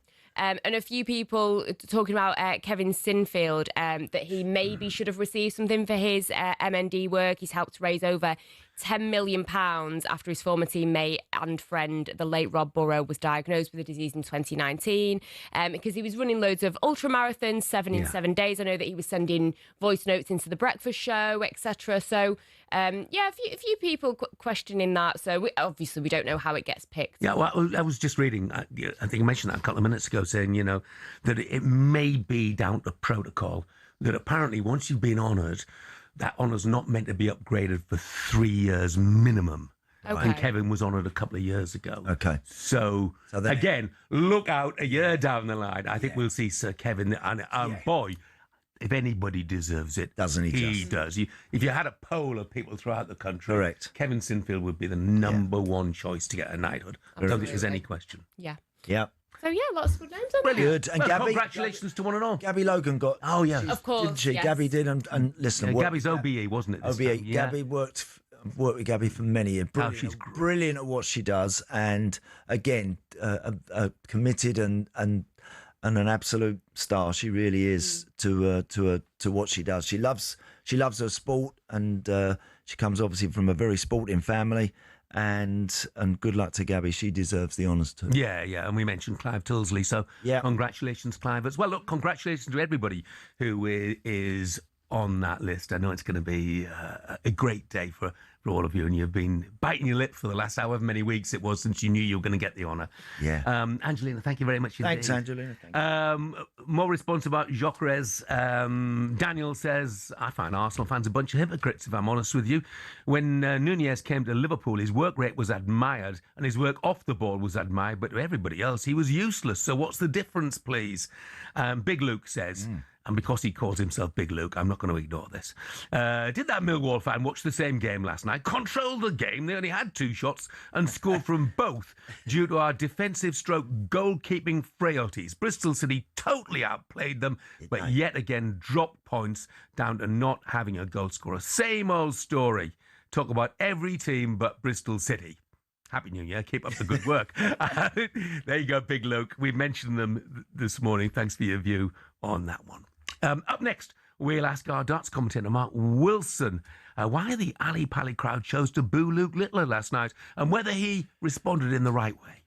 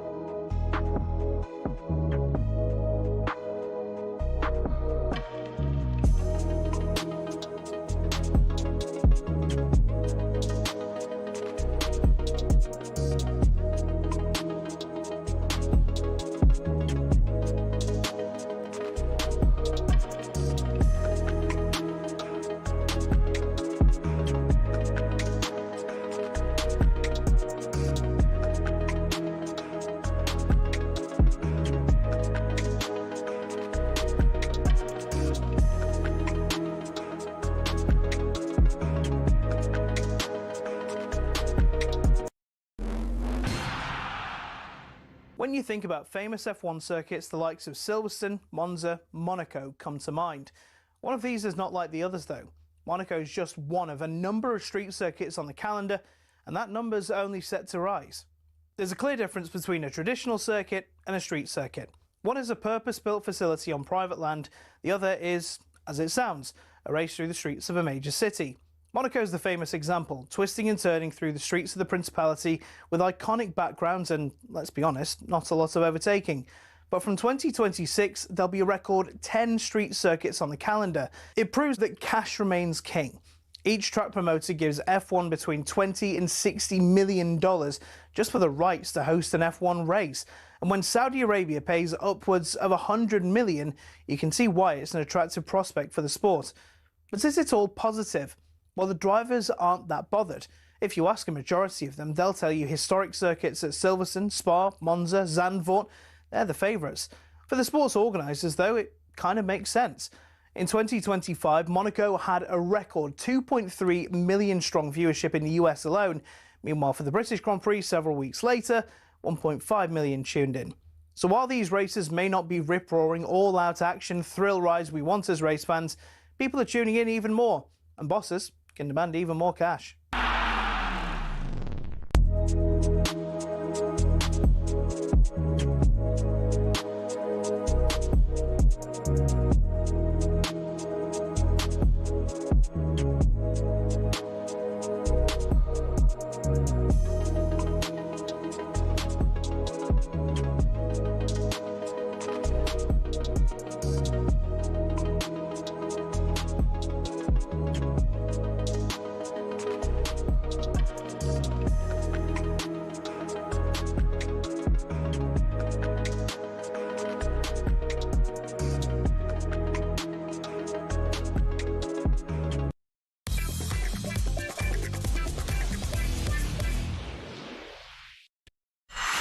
$26K for 2026 on talkSPORT. Yeah, good morning. This is talkSPORT Breakfast with me, Jeff Stelling Andy Townsend, and Arnold Clark's Real Sale. It's the UK's biggest car sale, used car sale, and it's on right now. Check out arnoldclark.com. Now, talkSPORT is already looking ahead to an exciting 2026, and we're giving you the chance to win a massive £26,000. What better way to kick off 2026 than with some serious cash? Yes, 26 grand, Jeff. That would be nice. It's our biggest New Year cash giveaway, and it could be yours. Yeah, 26k for 2026. Here's how to enter. For your chance to win, text the word WIN to 83338. Text costs £2.50 plus your standard network rate, or you can call 0343 423 9761. Lines closed 12 o'clock, 9th of January. Yep, and that's when you need to answer your phone if it rings, okay? UK residents only, 18 plus. This is a network promotion. Full T&Cs at talksport.com/win. So for your chance to win, text the word WIN to 83338 right now, and the very best of luck. Big Luke, the Bristol City fan's been back on. He says, top man, Jeff, you've made my day, because I read his text out. Luke, if you call yourself Big Luke, you're guaranteed. Yes. I'm going to read it out, mate. I'm going to read it out. But anyway, Bristol City having a good season as well this season. Back to the darts now. Reigning champion Luke Littler has powered his way to the quarterfinals with a 4-2 win in a really good contest over Rob Cross. But despite his brilliance, the crowd were not entirely behind him, to say the least, with boos greeting his performance. I'm not bothered, really, I'm not bothered. Really not bothered. Can I just say one thing? You guys pay for tickets and you're paying for my prize money, so thank you. Thank you for my money. Thank you for booing me. Thank you. No one wanted me to win, but yet again, I've proved them wrong. It's not in reach just yet. I think you got to get to the final. I'll enjoy 2 days off, and then I'll be back on New Year's Day. Past 2 years, I've spent New Year's Eve, New Year's Day in London. So yeah, we're doing it again. Luke Littler, after his win over Rob Cross last night, I'm delighted to say joining us the talkSPORT Darts commentator, Marc Wilson. Morning, Marc. Morning, boys. How are you doing? Yeah, good, thanks, mate. Obviously, all the headlines are about Luke Littler. He said afterwards, I think I lost my head a bit. Had he been getting stick throughout the match? Yeah, he got a little bit early on. I think when he won the first set, I think the fans were hoping Rob Cross was going to get off to a good start. He cupped to your football style, cupped his hands behind his ears and said, look, I can't hear you anymore. And they gave him a bit of stick, to be fair, and that kept up throughout the game. But they wanted to see a contest last night, and they got one. Fair play to Rob Cross, who was outstanding and very nearly took it to a deciding set. I think Luke, with a bit of hindsight, may regret what he did last night, but he's right. You know, they're paying his wages. He's earning plenty of money, and he's quite happy with that as well. Is that, Mark, is that the first time that we know that Luke's sort of got a little bit of that? Because, listen, it's going to happen, and there's going to be certain events where he might get it a little bit more than other ones, etc., etc. But is that the first time? I think it is in the UK. He gets it quite a bit in Germany. I'm not sure he's a fan of going to Germany because they do get stuck into him over there. And he said publicly he doesn't like it. So, yeah, he did have a bit of a nibble, didn't he, last night? But like he said, that he's earning plenty of money. I think he can live with it. Yeah. I mean, look, it's easy to forget he's just 18 because, you know, his performances belie his age, that's for sure. But maybe it'd be an idea just to somebody have a little quiet word, give him a little bit of advice of how to deal with situations like that. Yeah, because I think the reaction, listening and speaking to some fans outside last night, is they felt that he had let himself down and they felt that he'd maybe turned the crowd against him. It might not be a bad thing. He's got a couple of days off before he plays in the quarterfinals on New Year's Day. But yeah, look, like you said, he's 18 years old. I'm sure when we were all 18, we said things that we maybe didn't, you know, with hindsight would have liked to have taken back. But he's said it now. It's out there and he'll have to deal with the consequences. Yeah. He's going to take some stopping, isn't he? Oh, I mean, we forget 106.5 his average last night, 16 180s, whatever. It was incredible. And it feels remarkable that Rob Cross actually pushed him as close as he did. He had a dart to make it 3-3 at the end. But he's just such a player. I mean, that's the first time we've seen him pushed in the tournament. And he just came up with all the right answers. He is a phenomenal player. Anyone else, Mark, you're looking at aside of those that we would expect to go all the way? Anyone that you're looking at and you're thinking he's playing really well and he could be a threat? Yeah, I think the thing is, Andy, everybody that you feel could beat him is in the other half of the draw. So there's going to be a fantastic day today. And then the quarterfinals as well. You know, you're looking at the likes of Luke Humphries in the other side of the draw. Jan van Veen, one of the bright young talents. He's won his first major this year. He's going to on course to meet Humphries in the next couple of rounds. You've got Michael van Gerwen and Gary Anderson going at it tonight. They've been outstanding. So there's plenty of contenders, but someone's got to get in there and actually knock him out. I think he's 16-1 now. His record at Alexandra Palace. There's only one person beating him, and that was Humphries in the final in his first year. I mean, look, it's brilliant to see Gary Anderson turning the clock back as well at the moment. But I'll tell you, one of the young men who's caught my eye during the course of this tournament, and that's Charlie Manby, who's just 20. It's his debut at the World Champs. And he's into the last 16. Goodness me. Ricky Evans, he showboated his way onto the stage, showboated his way to the hockey, and then Charlie Manby demolished him. Yeah, he did. Look, he's been very good, Charlie Manby. He was very good in round one when he beat Cameron Menzies. He can't afford to miss that many doubles. He takes on Jan van Veen, who's one of the favourites. But, this is a kid. He's working on the building site, 9 to 5, whatever, during the week. He's had to book time off work. He's played for 100 grand today. And not only that, if he wins today, he gets a tour card so he can hand the building site stuff over and become a professional darts player. It's not a bad way, is it? Not bad at all. So, look, later on tonight, Luke Humphries up against Kevin Dirks, isn't he? It's no gimmick because Luke hasn't been absolutely at his best so far, has he? He's playing all right. He too got a push against Gabriel Clemens, the German. He came from 3-0 down and he missed darts to make it 3-3. And I think the fact that the best players are getting a bit of a push now, it's just focusing their mind and honing their skills. He's going to have his hands full later on with Dukes, who beat Nathan Aspinall. Outstanding performance from Kevin Dukes. Another one on that list of players. You wouldn't be surprised to see him cause another upset tonight, but I'm sure Humphries will be buoyed by the fact that Littler's already through. He'll be desperate to meet him again in the final, and that's how it's set to be. But I think there's a few twists and turns to come, and that might just be this afternoon and this evening. Brilliant, Mark. You must be shattered by the end of the tournament, are you? Well, it's day 17 of the darts. I can tell you that, but I don't know what day it is. Brilliant. Well done, Mark. Mark. Speak to you soon. See you later. Brilliant. The standard of the darts, Jeff, has just gone so ridiculous and so incredible. Is there any sport out there that has leapt forward at such a rate of knots as what darts. There isn't, is there? No. There definitely isn't. And you know what? We had Barry Hearn on a few months ago now, and Barry was saying that this is just going to get bigger and bigger because now kids are inspired by Luke Littler. And, you know, okay, we all know they've got the PlayStations and goodness knows what, but kids have got dartboards in their bedrooms now as well. And you've got 10, 11, 12-year-olds who are coming through, and they're going to be the ones that eventually challenge Luke Littler. It is absolutely unbelievable. But when you're watching it, I mean, I've not been to Ali Pali. Have you been? Not to the Ali Pali, no. Obviously, I presented it for years when it was at the Circus Tavern, but not the Ali Pali. I remember when it used to be didn't it used to be at Frimley as well? No, that's the other one. Is that the other one? That's the other. This is the PDC World Championships. The other one's at Frimley Green for years, wasn't it? But PDC broke away in 1994 and went to the Circus Tavern. Just 16 players in those days. Right. So it's really changed now. It has. Like that. My boys are going to the Ali Pali on semi-finals day, I think. So that's great. I hope they have a fantastic time.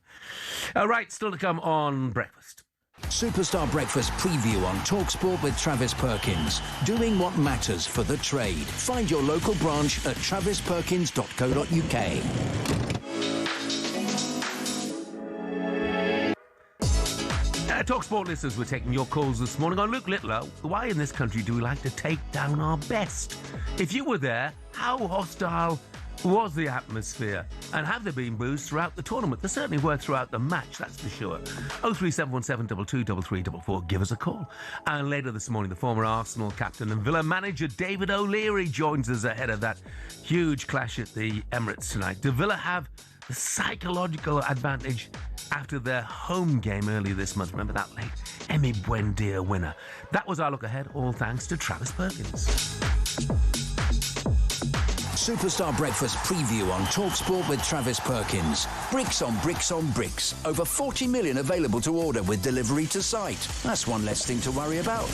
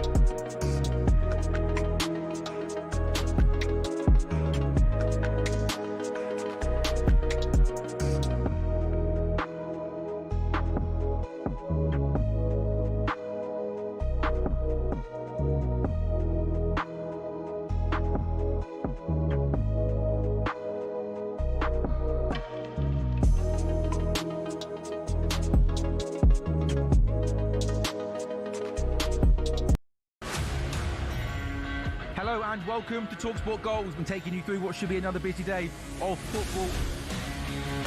Chance to win it! don't need to do that, guys. I'm going to owe you an apology.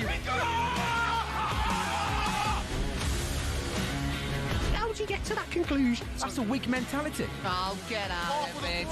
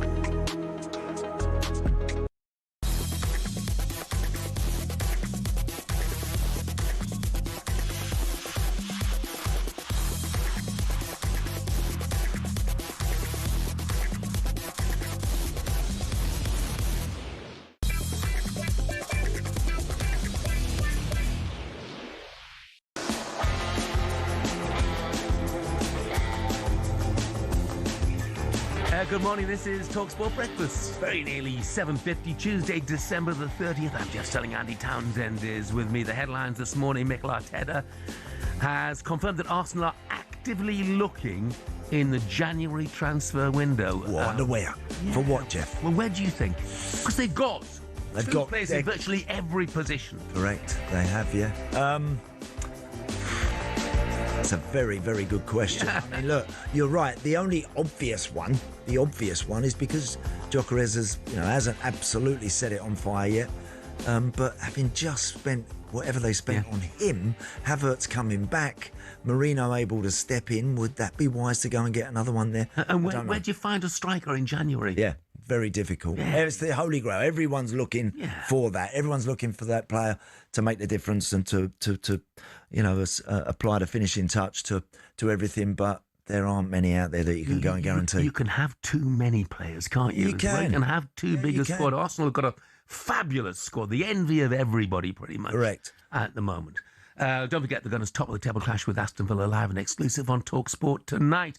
Serena Wiegmann will receive an honorary damehood for her contributions to sport in this country. And Ruben Amorim has been speaking ahead of Man United's game against Wolves tonight. It's live on talkSPORT 2, by the way. Here he is discussing the makeup of his team.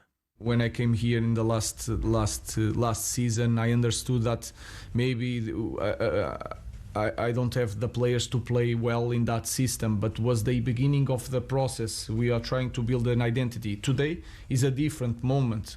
We don't have a lot of players. We need to adapt, but they already know that they understand why we are changing. Is not because of the pressure of you guys, of the fans. It's because now we understand the way we want to play, and the principles are the same. We can change the system, and I think we are going to become a better team. Because when all the players return, we are not going to play all the time with three defenders. We are going to improve. But that was something that I was talking about. But then when you talk about changing the system all the time, I cannot change, because the players will understand that I'm changing because of you. And I think that is the end for the manager. But the inflexible one becomes the flexible one, to at least a degree. Do you know, years ago, look, and I know it's my time playing football a long time ago, managers used to keep you guessing. Managers used to, it was part of their toolkit that they could not reveal absolutely everything to everyone, what they're thinking, what they're going to do, the shape of the team for the next game. Is to keep everybody guessing a little bit, have a little 20 minutes on the training ground doing this, change it to that, put him in this position, then swap him with someone else. Just keep everybody alive and going a little bit. Whereas nowadays it seems to be everything has to be, so structured and so categoric and as you say, inflexible, Jeff. And it's weird. Look, we've seen Ruben Amorim. They go to a back four the other day. Players bizarrely, it was. I'm taking the mickey when I say that. All of a sudden look quite comfortable and more than happy to play in those positions. Why not do it every now and again? Why not keep Pep Guardiola? One of the biggest things he's done ever since he's been at City. Every time you turn up for a City game, Jeff, you look at the team sheet comes in and everyone's going, so where's Bernardo playing today? Is he off the right or is he in the pocket? Or where's so-and-so playing? He's got everybody guessing all the time. Yeah. all the time. And not only all of us, his own players are no doubt just on their toes that little bit more. And you lose that when you want to reveal absolutely everything all the time. Yeah. I thought it was a terrific effort from them on Friday night, by the way. Without Mbeumo and without Diallo and without Bruno Fernandes, Correct. They did something that I didn't think they were really capable of. They dug in. They did. And they produced a terrific defensive performance in the second half. They did. Oh, look, there was times there. Newcastle had all the ball and it was predominantly played entirely in United's half of the field. But I never got the feeling, Jeff, totally that Newcastle were gonna score. Did you? No. I didn't get the feeling. I thought United looked like they were going to, by hook or by crook, they were going to see it out and get it done. And that's also a lovely quality to find and to have. So they'll need plenty more of that. But look, they're in a decent position right now to kick on and start to stick some results back to back and really attack that top 5 places. But no, that was a good 3 points. We might touch on it later on if we get the chance, but Newcastle had sort of 67% possession in that game, but rarely looked like they were going to score. And I think that's a big issue for Eddie Howe at the moment. And I wonder, when I look at Newcastle, whether the midfield 3, midfield 5, if you look at the substitutes, which I think were Willock and Joe Linton, the weekend, they're all a bit samey, you know? Mm-hmm. Yeah. Maybe just like a little bit of guile to open the door. When they play at home, they play at such a rate of knots, and it kind of really suits them at home and they look very difficult on their day, Newcastle at home, to deny. But yeah, that one at the weekend, again, when United just sat deep and sat in numbers, they couldn't quite get behind them enough. They had some good shots from distance. The one that hit the bar, of course, one or two of them can easily find their way in the back of the net. But I just never got the vibe watching it that they were going to find a way. No, neither did I. But well done to United, and top 4 place is certainly not out of the question. Certainly not out of the question for them. All right, on to the awful news that reached us yesterday. British heavyweight boxer Anthony Joshua was involved in a car accident in Nigeria, which sadly resulted in 2 people losing their lives. Here to tell us more about it, talkSPORT's Matt Hutchinson. Matt, what do we know? Thanks, Jeff. Good morning. Yeah, awful news emerging yesterday, as you quite rightly touched on there. Just to give some context for any of our listeners and viewers who don't have the full picture, it happened on a major road near the Nigerian city of Lagos. That was at around midday local time yesterday, 11 a.m. UK time here. The 2 men who lost their lives were both Joshua's friends, but also parts of his close team, which makes it all the more tragic. So Sina Gami was his strength and conditioning coach, and Lateef Ayo Deli was his personal trainer. Absolutely awful news that Joshua's lost both of those 2. He emerged from the wreckage in one piece, which we're all grateful for here at talkSPORT. For context as well, the Nigerian officials say the black Lexus they were in collided with a stationary red truck. It was on this Lagos to Ibadan expressway. It's known as one of Nigeria's deadliest roads, with particularly heavy traffic, Jeff, at this time of year, as many Nigerians are heading back to their home country to spend some time with their loved ones over the festive period. We're told the car they were in actually lost control during an overtaking manoeuvre and then crashed into this stationary truck on the side of the road. Pictures circulating on social media after the crash show a crowd of onlookers then gathering around the wreckage. Joshua then emerging from that vehicle, and many people who have seen that on the back pages of many national newspapers today, and the front pages actually. Both Joshua and the driver survived, so 2 managed to emerge in one piece. 2 sadly lost their lives. They were immediately evacuated, Jeff, to a specialised medical facility in Lagos, which is one of the major cities in Nigeria. AJ, Anthony Joshua, he was born in Watford but has family roots in southwest Nigeria, so that's why he was there, probably seeing loved ones after his well-publicised fight with the American YouTuber Jake Paul. That was only around 10 or 11 days ago. He was seen on TV screens on Netflix across the world, and some quite touching tributes paid to Joshua and his loved ones in the last 24 hours. Jake Paul said life is much more important than boxing, and he's praying for for the lost lives, AJ, and anyone impacted by the accident. And in a statement, Matchroom Boxing, who of course are Joshua's promoters, they say he was taken into hospital for checks and treatment. He's now in a stable condition and AJ will stay for observation. And again, Matchroom said their deepest condolences, Jeff, with all of those affected by the crash. So Anthony Joshua will emerge in one piece and have a recovery into the new year, but tragically lost two of his close friends and team in that crash. Matt, thank you very much indeed for that update. More on that news, by the way, on talksport.com. This is TalkSport Breakfast. We're previewing tonight's Premier League action next.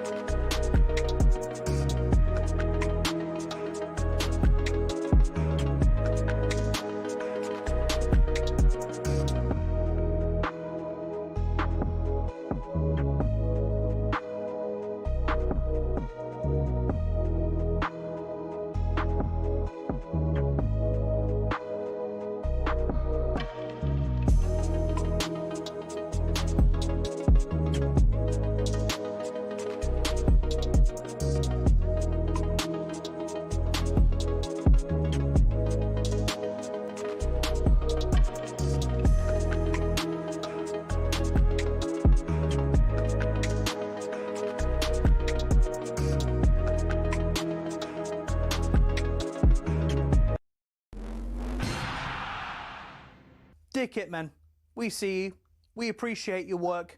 While some fans reckon it's just hanging up shirts in dressing rooms, we know it's so much more. A football team's kit is its identity, its uniform, what sets it out from the rest. But it doesn't clean itself. That's not just the shirts, it's the shorts, the socks, the training gear, the boots, the other bits we sort out behind closed doors. Who's the one digging around in that smelly, stinky laundry basket at full time? Yeah, it's the kitman.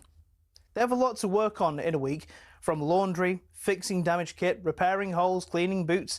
Then they pack the van and take everything they need off to the stadium, ready for game day. They don't get a lot of help when they get in the ground too. Kitmen are the ones unloading a full squad's worth of boots, kit, medical bags, and all the bits the players and coaches will need between the start of the day and switching off the floodlights at the end of the day. First thing they do is organise each player's kit.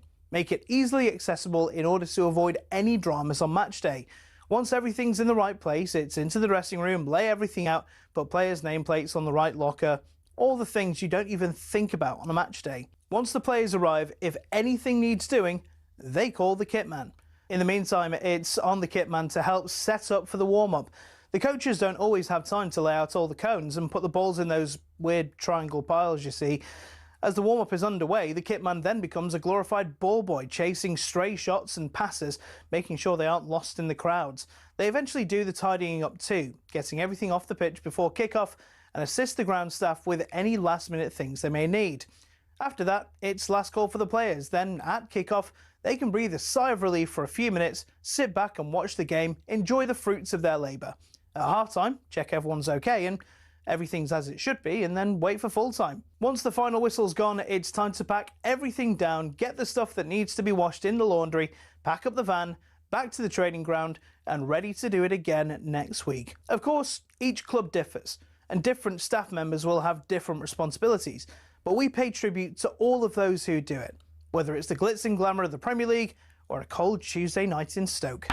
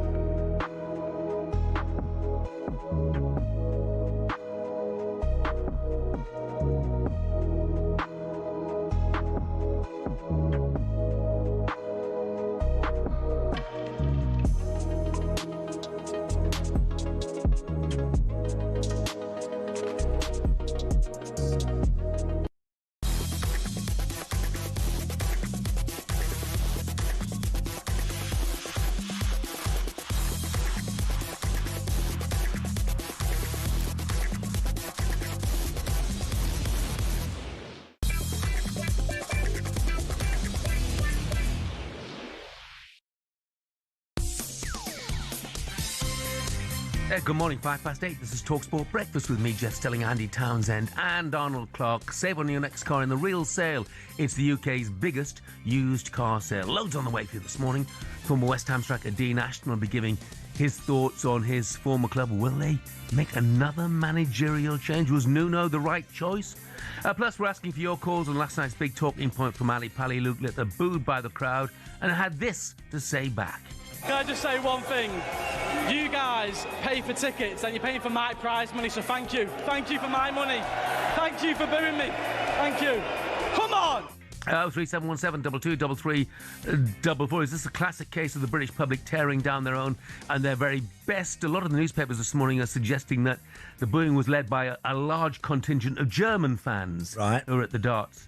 Where he gets a bit of stick, apparently. He gets some stick, yeah. Darren's tasted. I have a problem with booing. It really shows that all sports fans are being negative and angry, and it's a reflection on society that it wants to knock people down. And I get that completely as well, Darren. Just got a message on Facebook here that I've just seen. Mike Walters, you might know, he's I know Mike well. Sun journalist. Yes. Yeah, good guy as well. Good lad. And I don't know the details of this, but he's just said, that's me done for the darts this year. After making my debut in the back of an ambulance, blue lights flashing with a racing heartbeat. Lots of ECGs, blood tests, blood sugar checks, blood oxygen monitoring, and 3 beds later. Let me tell you this, no one should want to demolish our wonderful NHS. Mike, mate, I do hope that you're okay. Not sure of any more details than that, but that's just what Mike has posted on Facebook. Get well soon, Mike. Absolutely, Mike, yeah.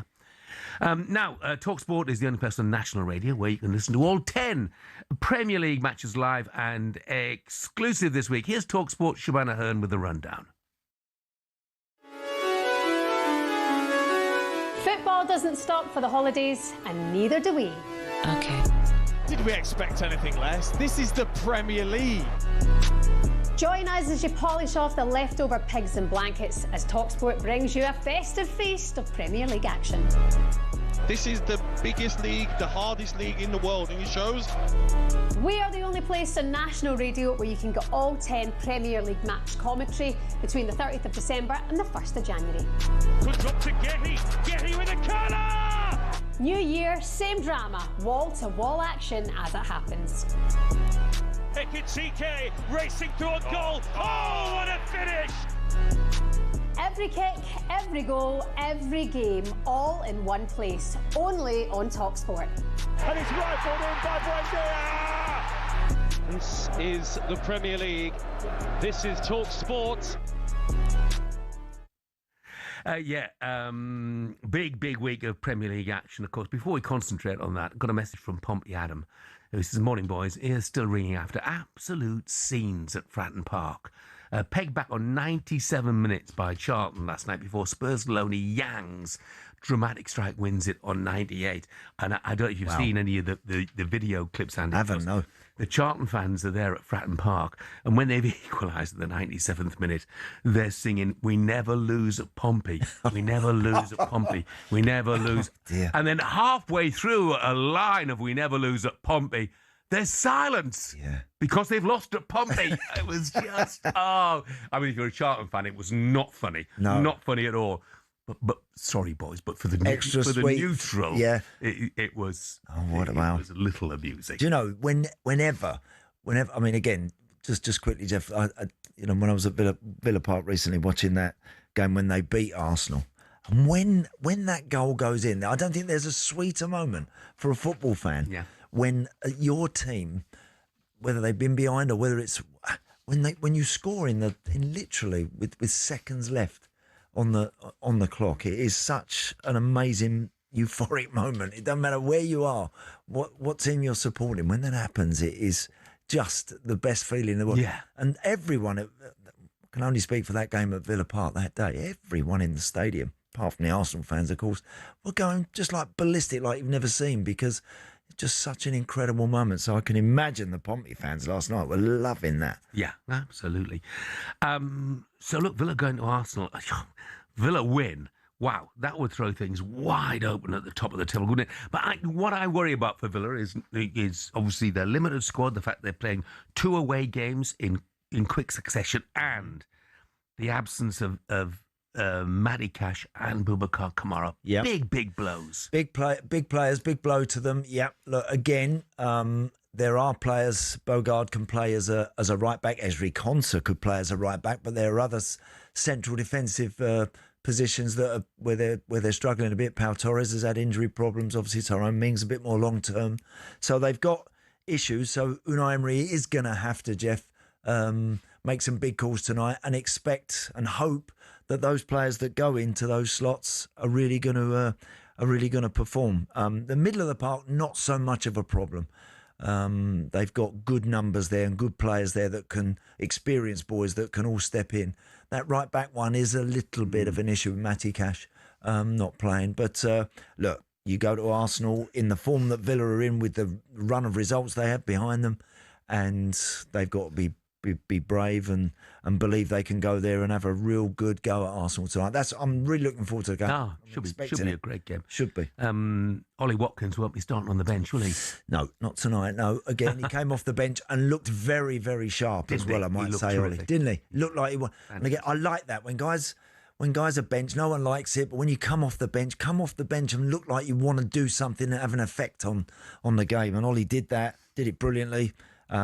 Got a little bit of luck, and he's not had an awful lot of that this season. He's been playing, I know Ollie has been playing with 1 or 2 niggles, Jeff, and injury problems, but he's kept battling away, and so good luck to him. He maybe deserved that at the bridge. Good header as well, the second one, and he would love to. And I think he scored a few at the Arsenal as well, Ollie, in recent seasons. So he would like to potentially add to that tonight. But as far as Arsenal are concerned, look, we talk about their squad. I mean, this is where their squad comes in, isn't it? Because when you've got so many games in quick fire time, and I know they've got injuries, but, nevertheless, they've got a phenomenal squad. They have.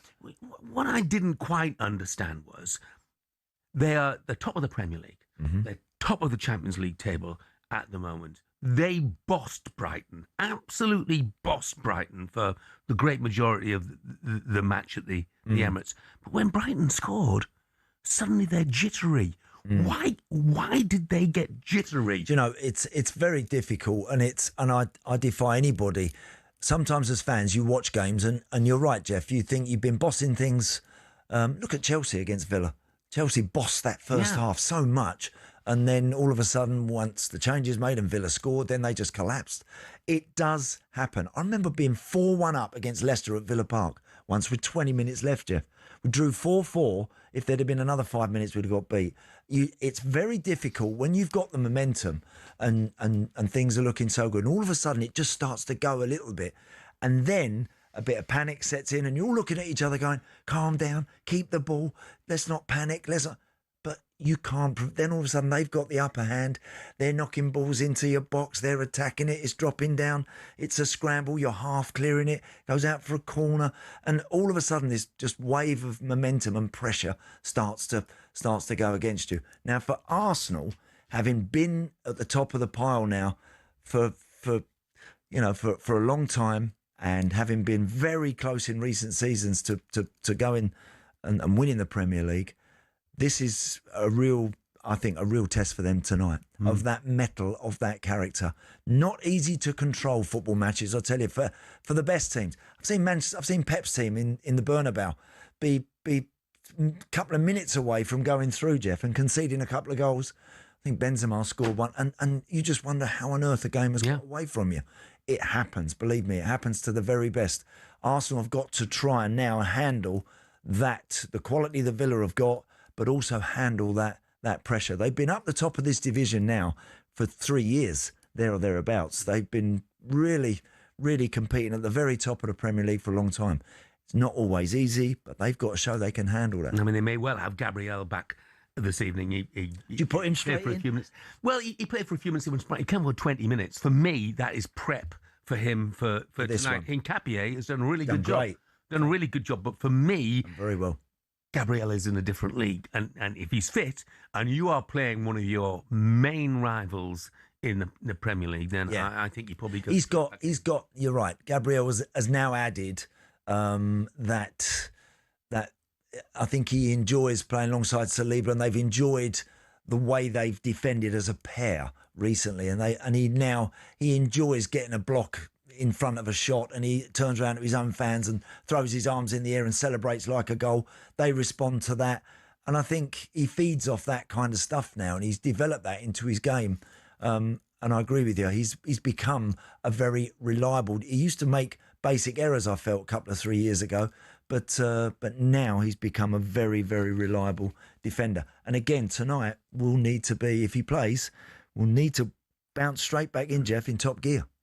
I mean, the difference, just comparing the sides at the weekend, Arsenal, despite all their injury problems, they could still afford to leave Eze, Noni Madueke and Nwaneri on the bench for the entire game against Brighton, whereas against Chelsea, Villa had a reserve goalkeeper, obviously, 22-year-old defender who hasn't played at all this season, a 19-year-old who's not played a Premier League minute, and an 18-year-old who's not played a Premier League minute. And I think the impact of not having Cash and Kamara tonight it cannot be underestimated. No, it can't. No, I do think there's something in that, but they haven't always been at their sparkling best as well lately, Villa, but they are able to somehow hang in there.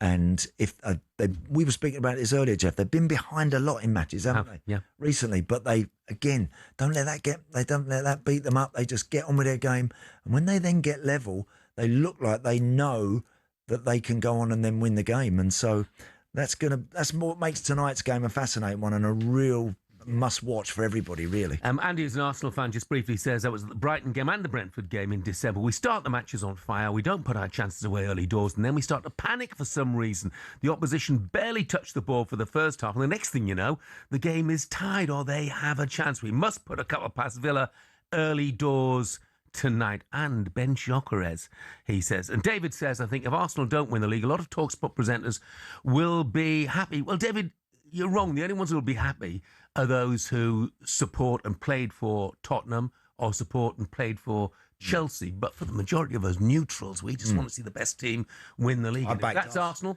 so be it. Jeff, I backed Arsenal to win the league, and I still stand by that. I still think they are the best team all round with the biggest squad. I genuinely do. But just at the moment now, it's not been absolutely perfect for them, and they've got to find ways to carry on. But they are still the team to catch, and I still think they'll be the team to beat at the end, before the end of the season. Mick the Guildford Gooner's got a prediction. As I've said, I'd be happy with a draw tonight. I'm going to have a small bet on 2-2 at generous odds. Good luck with that one, Mick. And now, earlier in the show, Andy brought us right up to speed with Jay-Z and Beyonce, his imminent move to his part of the world, the Cotswolds. He'll have more on some of the unusual things they can expect next.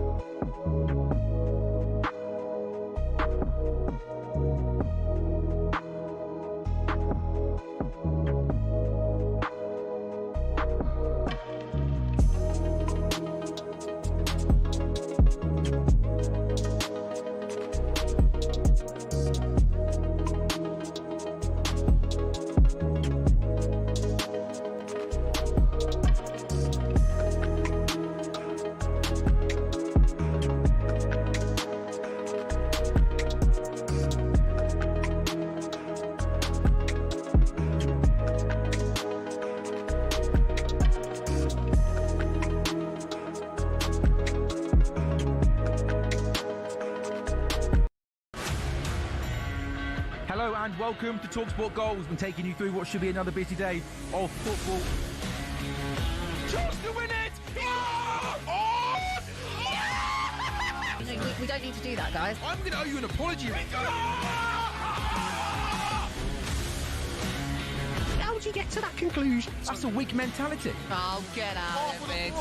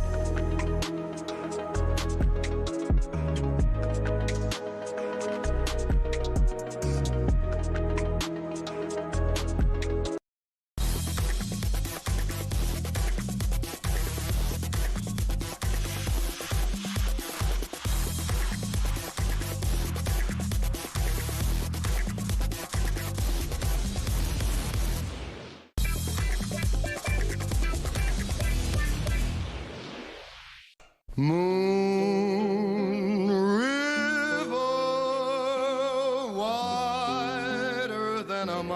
Good morning, this is talkSPORT Breakfast. I'm Jeff Stelling. Andy Townsend is with me. And apart from this being a wonderful song, why are we playing it, Andy? Well, here we go, Jeff, right? It is a wonderful song. What a brilliant song. Now, of course, this is the season of the rosy cheeks, is it not, right? So how about this? I take my dog for a walk with my wife the other day. We take the dog, we come back, and there's a cottage very close to where I live that's rented out an awful lot. And there's a young chap, a big talkSPORT fan. His name is Mike. Can't remember his good lady's name. But Mike, as soon as he saw me, he said, "Oh, I love talkSPORT. I'm listening to talkSPORT all the time," and as we all get. Anyway, he said, "Would you take a photo of me and my wife outside the cottage, right? It's a pretty little cottage." So I said, "Yeah, we'll do that. Of course we will." He said, "Now look, it's a bit of a different photo. We have a collection of photos. Wherever we stay, we get people to take a picture of us two mooning in the window." So we had to, as you do, right? So my wife's got a phone out of her pocket, or got his phone, sorry, and she's taking the picture, and he rushes in with his missus, and of course taking a picture of this lovely little Cotswold stone gabled cottage with these two bums very handily placed right in the window, stuck up against the glass, and so it's one of the most bizarre requests I think I've ever had from anybody who comes to the Cotswolds. But if you are listening, Mike, I hope you enjoyed that little mention, and I hope you covered yourself up suitably for the rest of the festive season. If it was me, it'd have to be a big window. It'd have to be one of those big bay windows, you know? That'd be the only way. Oh, crazy. Wow. The odd things that go on in the Cotswolds. I can't see Jay-Z and Beyonce getting involved in any of that, Jeff, to be fair. Who knows? Right, let's get the latest thoughts now with Coral and Sam and Claire. The Coral Daily Download on talkSPORT with Coral. We're here to bring the cheer for all the festive football. 18 plus, gambleaware.org. Simon, good morning. I don't think I'm ever going to be able to listen to Moon River ever again without now thinking of people mooning through windows in the Cotswolds. Oh, it's weird, Simon, isn't it? That was a strange request, but very nice. Lovely. I'll remember that forever. Look, Simon, yesterday morning you said, Paul Nicholls having a tough season, really needs to turn things around. Well, he did, because in the big one yesterday, Coral sponsoring at Newbury, the Shallow Hurdle, no drama this end. Wow, aptly named.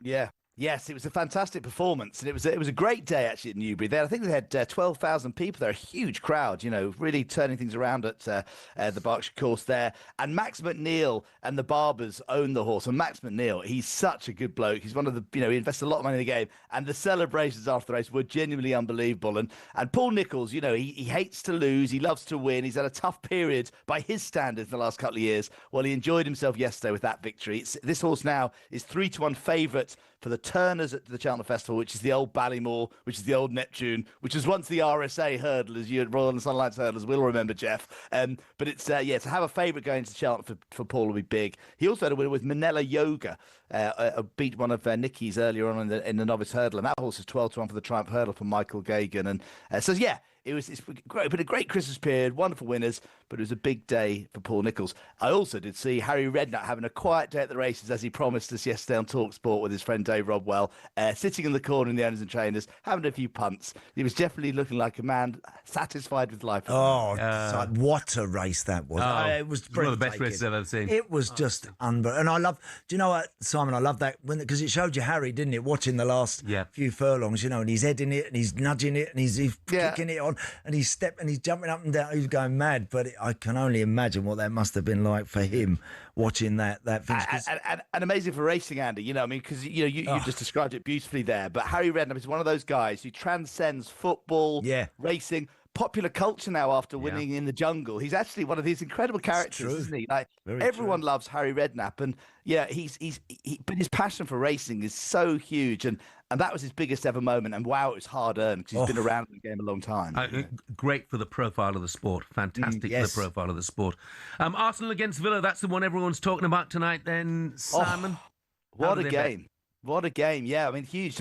If Villa could go to the Emirates and beat Arsenal. They'd go level on points at the top of the table. We're starting to take them seriously in the title betting. Arsenal, you were talking about them wobbling and wavering when it gets tight in games at the moment. It does still look like that, doesn't it, Jeff? And they're 5 to 6 favourites for the title. The biggest price they've been for a while. City now right on their coattails at 6 to 4, but Villa there at 16 to 1, then 28 Liverpool, then 100 to 1 bar those. If Villa were to pull off a shock, those odds, Villa's odds would halve, I'm sure, to around sort of the 8 to 1 mark. City would become favourites, I'm sure, and Arsenal would become second favourites. So big game. It's Arsenal 1 to 2 tonight, which is not the sort of price I'd jump on given how well Villa are playing. 7 to 2 the draw. Villa 11 to 2. Well, guys, if you were to put your head on the block, how would each of you call this? Such a difficult one to call. I'll probably change my tune a bit, Simon, when I get to the ground. As I'm commentating later on. Yeah. And when you see the team, sometimes that can sway you a little bit. Here and now, I would make Arsenal very slight favourites, but only very slight, nothing much in it at all. Yeah. Probably 1-0, 2-1 in terms of Arsenal, but again, I wouldn't want to back against Villa too often at the moment because they've been so good. 11 to 2, big. 11 is a big price for Villa, who keep upsetting the odds. But for me, I just think the suspensions that Villa have got, might just sway it towards Arsenal. Just quickly, Simon, 6 to 1, 1-0, 7 to 1, 2-1. Given Andy live on air has called those. Those are the prices of those two.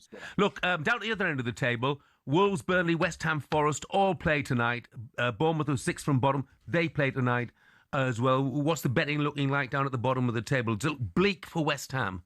It is looking bleak for West Ham. I mean, Wolves have got 1 to 100. They're really struggling. Burnley 1 to 20. So, listen, Burnley aren't out of it, but the odds suggest that it's going to be tough for them. And then West Ham at 1 to 3. They're now the third favourites to go down. And the gap then, it's 9 to 2 Leeds, 5 to 1 Nottingham Forest, and 20 to 1 Bournemouth. So it's looking really stark in betting terms. West Ham need to start pulling some points out of the bag. They're 2 to 1 at home against Brighton, who are 5 to 4. Wolves are 13 to 2 away to Manchester United. Burnley, they're second favourites at home. Who are they playing? Newcastle. Newcastle. Yeah, they are 9 to 2 at home against Newcastle, who are 8 to 13. So I think, tough period for West Ham. Harry Redknapp certainly having more joy on the in terms of racing than his old club West Ham. I think he'd happily pass on some of his luck to the Hammers. But yes, looking tough for them. Simon, thanks very much indeed. Thanks, Simon. Thanks, guys. And that was a look at the latest odds, all thanks to Coral. 18 plus, gambleaware.org. And up next, we are discussing whether Nuno's West Ham future really is in the balance and whether his fate could be sealed by another home defeat tonight. The Coral Daily Download on talkSPORT with Coral. Bring the cheer this festive season with a sackload of odds and offers from Coral. 18 plus, gambleaware.org.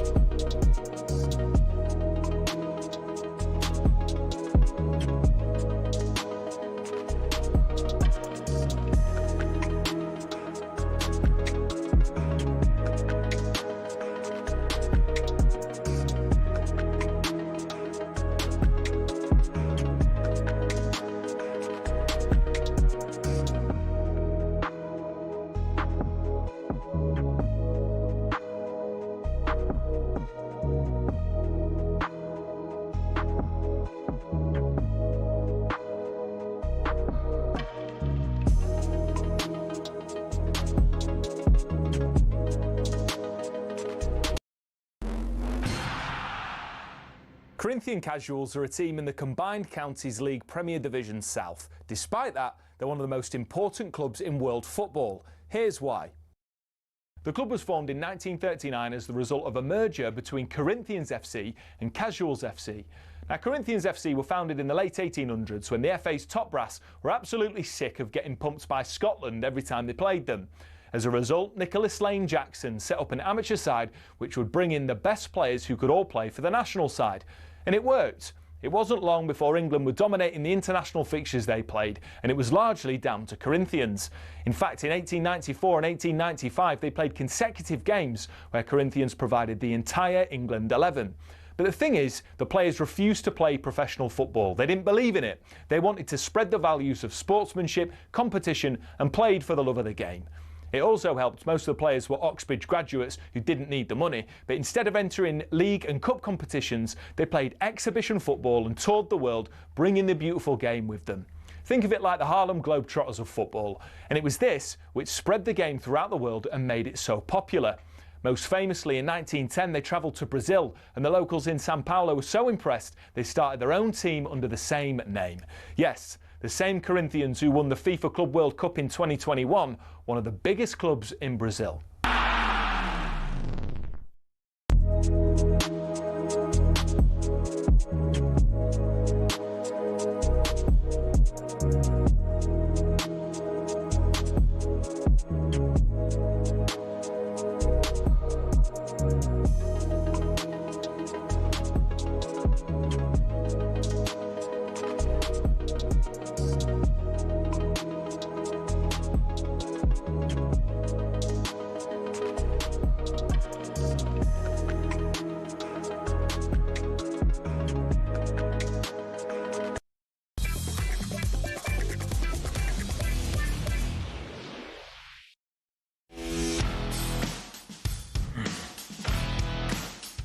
Good morning, 8:36. This is talkSPORT Breakfast with Arnold Clark. Save on your next car in the real sale. It's the UK's biggest used car sale. I'm Jeff Stelling Andy Townsend is with me.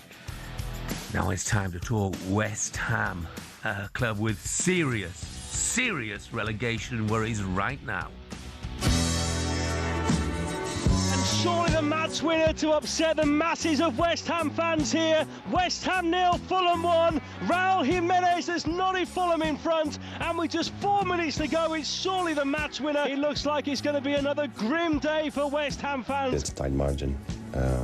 We can see it in the final moments of the game. I'm telling you now, West Ham are gone. They are rubbish.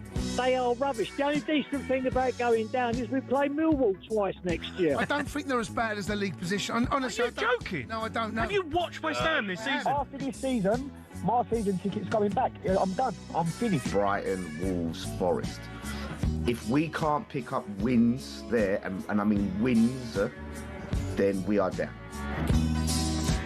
The Hammers are rooted in the bottom three, and as you heard, 3-1 on now to be relegated this season. Joining us now to give us his reaction, the former West Ham striker, Dean Ashton. Morning, Dean.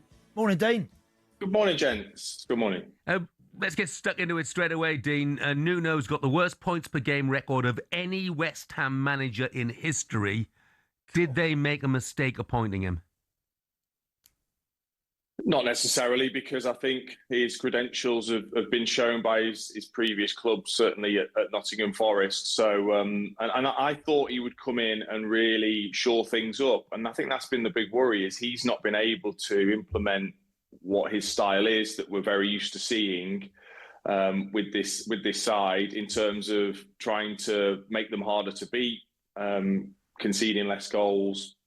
I think he's really struggled in that, because I just don't think the squad as a whole is good enough, and that's really down to the board and the recruitment that have, I think, let the managers down in terms of the quality of players that they've got to choose from. Yeah, how feasible is it, Dean? You think if they were to lose this one against Brighton, that there could be a change again as of the manager? Possibly, but and we've seen it before. Of course, a new manager coming in can have a massive effect. I think the one thing certainly Nuno has lacked, and Lopetegui had lacked as well previously is passion. And that's one thing that can really get the supporters on side, the West Ham supporters, is passion from the sideline, passion in your interviews, in terms of your team selection, having a real go, watching the games and thinking, yeah, I can actually see this team are giving everything and having a real go and understanding where they are in the league and having that urgency to get points. That's the biggest worry that I've seen, but it feels as if nothing's really worked as yet. I mean, to onlookers like me, I scratch my head when I see that he will not, or is very reluctant, as a striker yourself, to start Callum Wilson. Now, Callum Wilson's, he started both of their last 2 wins, the game against Newcastle, the game against Burnley. He started those games. He started at Manchester United, where West Ham got a good point, but he's only made 6 starts in total and hasn't started any of the last 4. I mean, what's the issue with Wilson?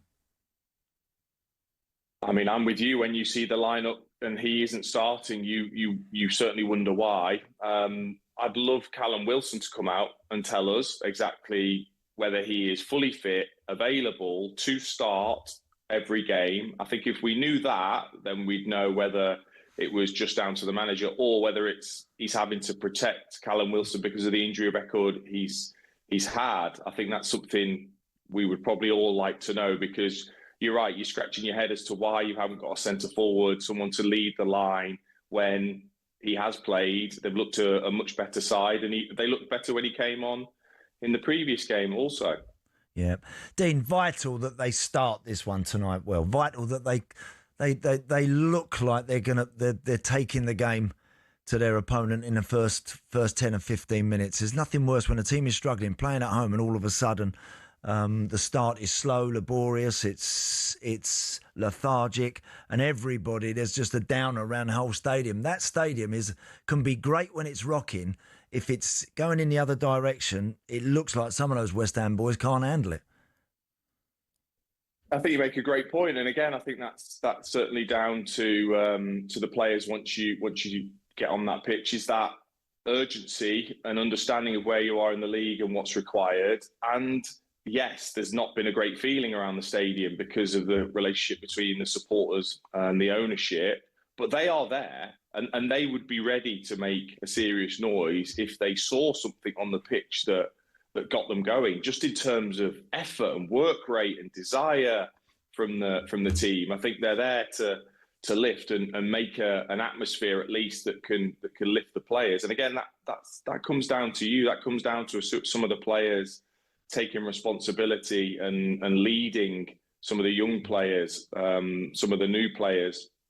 By setting the stand. I think Jared Bowen is doing that, but I think he's trying a bit too hard, as if he knows he's got to do it all himself, and I don't think that's particularly helping him. Yeah, I mean, look, Brighton not in the best of form at the moment either, so it is an opportunity. Assuming they stick with Nuno, January transfer window, it's about to open, of course, opens on Thursday. Will they back in big time? Or is there a possibility that the West Ham hierarchy will keep their hands in the pockets and accept their fate? Well, I'd be very disappointed if they did, because I do feel as if there isn't any movement in the transfer window, that they will go down. They haven't shown signs of getting points. I think that game against Fulham was a key marker as to where they really are, because it felt such a vital game, and to lose that was pretty catastrophic, I felt, in terms of probably the feeling around the team. But you have got a chance as the ownership. It's a World Cup year. There's players, I'm sure, around the world that would need a move, need to play, good players that want to be in their World Cup squads. You've got to go and find them. You've got to bring them in quickly. If they do that, there is a chance. We've seen it too often where transfers in the January window can save a side. If you get the right player and they hit the ground running, they can save you. And they need saving at the moment, because it doesn't feel like they're going to get out of it in the current state they're in. Yeah. Dean, if there's a club out there that needs a change at the top, West Ham, to me, epitomise that. It all feels very tired around the direction the club are travelling in now. You know, they're in the new stadium now. They can make the most of that, but I just feel that they have to try at some point, or someone's got to try at some point to maybe take control of that and take it in a completely different direction, because potentially there's such a great chance with a club like that if you can get it moving in the right direction, but they are miles away from it at the minute. Yeah, I think in terms of the recruitment's been really disappointing. They've lacked a top quality centre forward for years now. They've had plenty of opportunities and it hasn't worked with the players that they've brought in. Yep. That either haven't been suited the style or just have been at the end of their careers and not able to build and improve on the player that they've bought. And none of us really know who's actually making the decisions, which again I think is a frustration for the supporters, but they have got a chance. They've got a chance in this window to try and do something to try and help the manager, help the team, and certainly stay in the division, because it'd be a disaster to get relegated. Yeah. Dean, look, grim times for all Hammers fans at the moment. Thanks for joining us. Thanks, Dino. Pleasure. Have a great day. Thanks, mate. Do you not get that vibe, Jeff, when you think about West Ham? Yeah. I think, time, because for so long, every time I go there and I'm working at West Ham, there's always an expectation and a good feel about the game beforehand, and then halfway through it, if it's not happening, then it always turns in the same direction. You know, they're having a go at Sullivan and Karen Brady and what have you, and it just feels like that tune has been played for so long now. It's time to do something about it, somebody. And Dean's right, it's a striker's graveyard, isn't it? I mean, I thought when Fulcrook came in, I thought he could do really well for them, but how wrong was I? Yeah. And by the way, it's going to be interesting. The Brighton side will be interesting tonight as well, because he didn't start Minte at Arsenal, but I think he will tonight. He didn't start Danny Welbeck. Right. And Matoma, who's fit again now, but he was unwell at the weekend. He might play as well, so it could be a pretty strong Brighton side. And Jeff, if Brighton were to score first tonight, that's a tough place. That's when the crowd turns to play. That's going to be. I get it. I understand that as well. Yeah. 7:30, West Ham against Brighton. It's a talkSPORT app exclusive. Right, let's look ahead to the next hour of the show with benchmarks. Superstar Breakfast preview on talkSPORT with Travis Perkins. With 250 hire branches nationwide, it's easy to hire at Travis Perkins.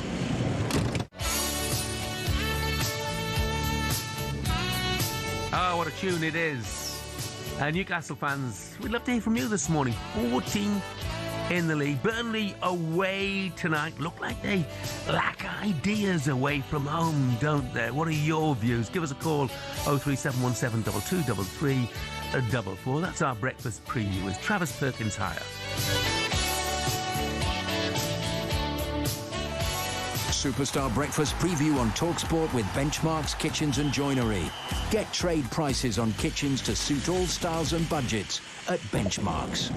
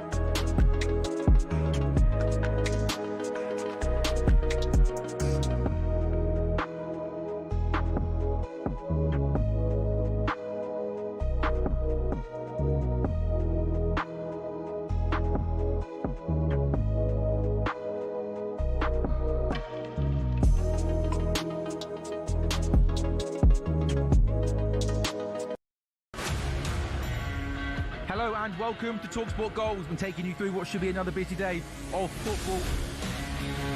Chance to win it! We don't need to do that, guys. I'm going to owe you an apology. How would you get to that conclusion? That's a weak mentality. Oh, get out of it.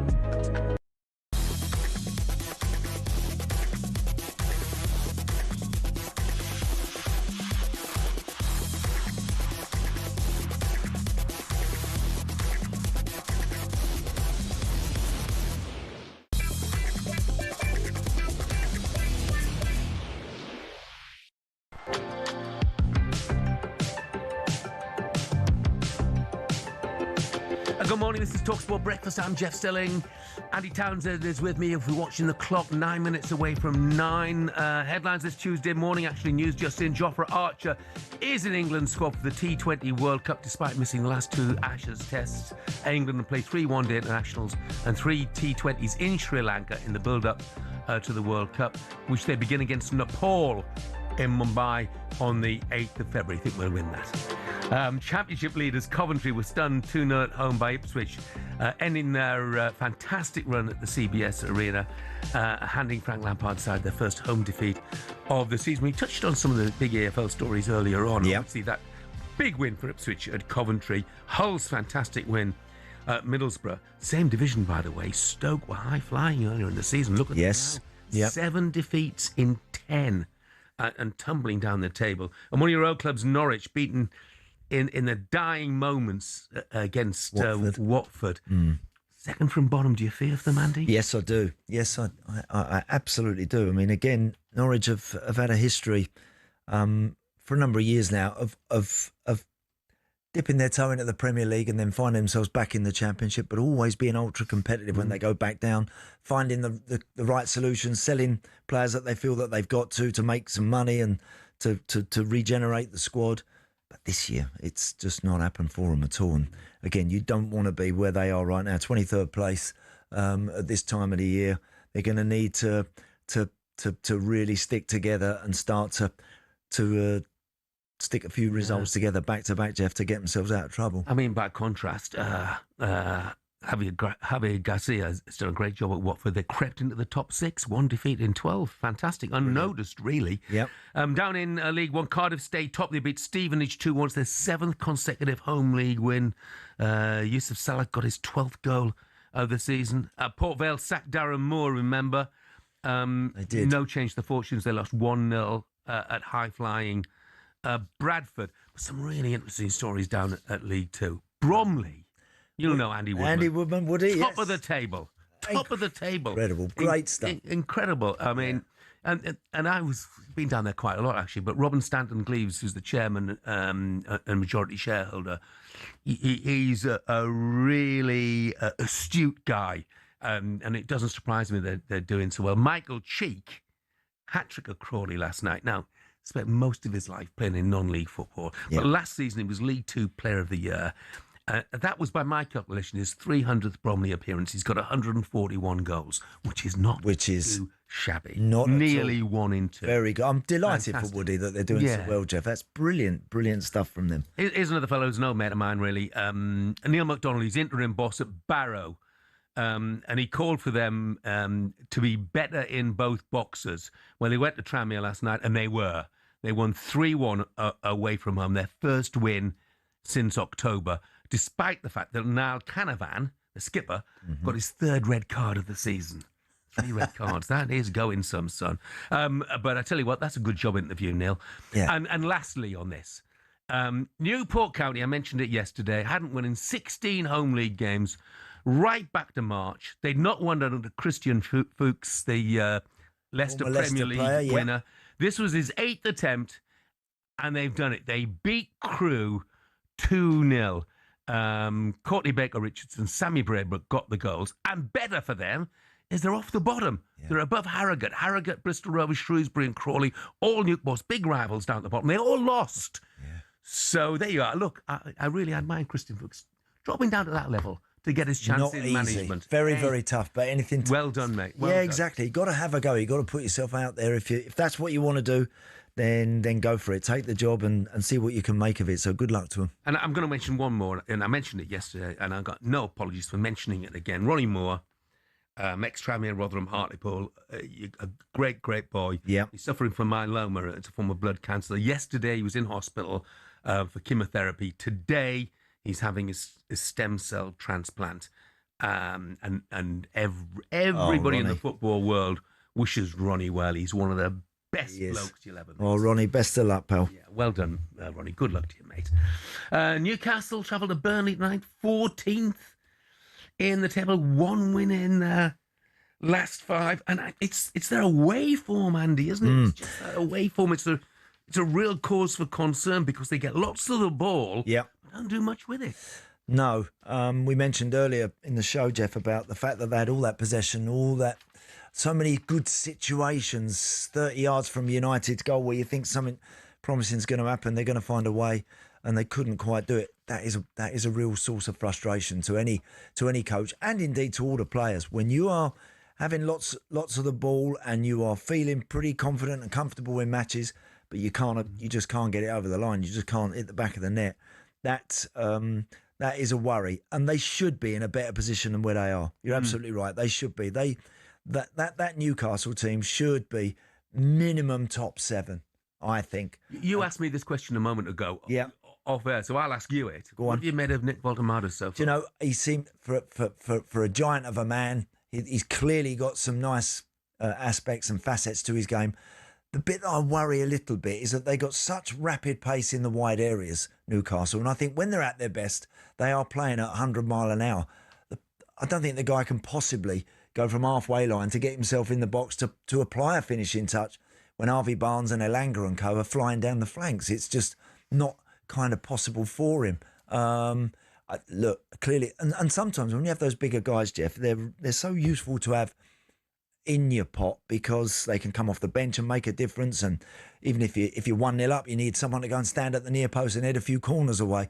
People like Nick Voldemado are priceless like that. But ideally, I sort of seen Eddie's team with those real pacey wide men and someone up front of a similar ilk, and it's kind of a little bit different. And has it worked or not? Look, it's a work in progress. I think that I don't think it'd be. I think it'd be unfair to say he hasn't adapted, hasn't done very well. I think he's done okay, but I'm not sure it absolutely suits them. I mean, and like a lot of teams at this stage of the season, they got plenty of injuries. I really think they miss Livramento massively. They miss Dan Burns' height at both ends of the field. That's absolutely for sure. And Joe Linton hasn't hit the heights of previous seasons so far yet. For Burnley, by the way, they could win this one. Yes. Give themselves a squeak of a chance, wouldn't they? It would definitely give them a squeak. They've got to.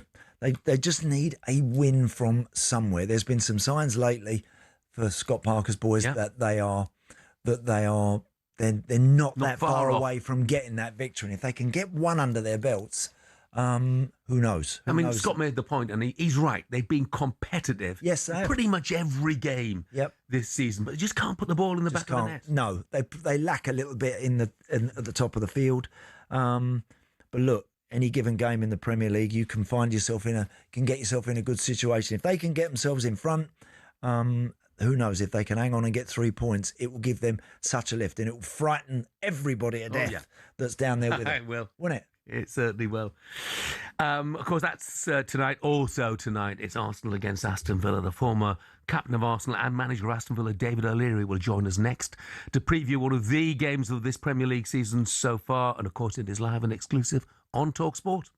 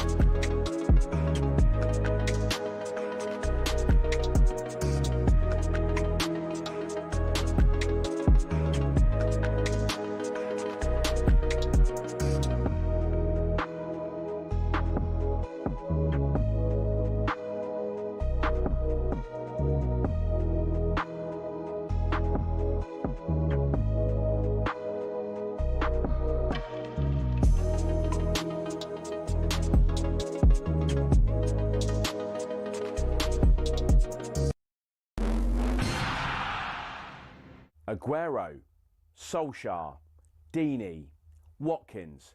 Sure, you know all about those last-minute goals, but have you heard the one about the on-loan goalkeeper who saved his temporary employers from disappearing out the Football League and into almost certain financial oblivion? Back in 1999, Carlisle United, managed by Nigel Pearson, were fighting to stay in the Football League. Carlisle's finances were precarious with a capital P that season, leading to a scenario where, with 3 games to go, they had to ask the FA to sanction an emergency loan deal to bring in a goalkeeper. Swindon Town's Jimmy Glass arrived at the club. His efforts in his first 2 games earned the Cumbrians 2 draws.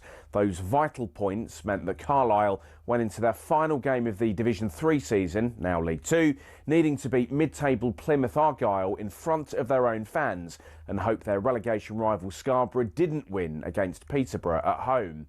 The game at the McCain Stadium finished 1-1, and with the same scoreline at Brunton Park deep into injury time, Scarborough's fans invaded the pitch en masse, believing their Football League status was secure, convinced they'd done enough to stay up. However, there'd be one more plot twist. Carlisle won a corner in the dying seconds, and up came Jimmy Glass.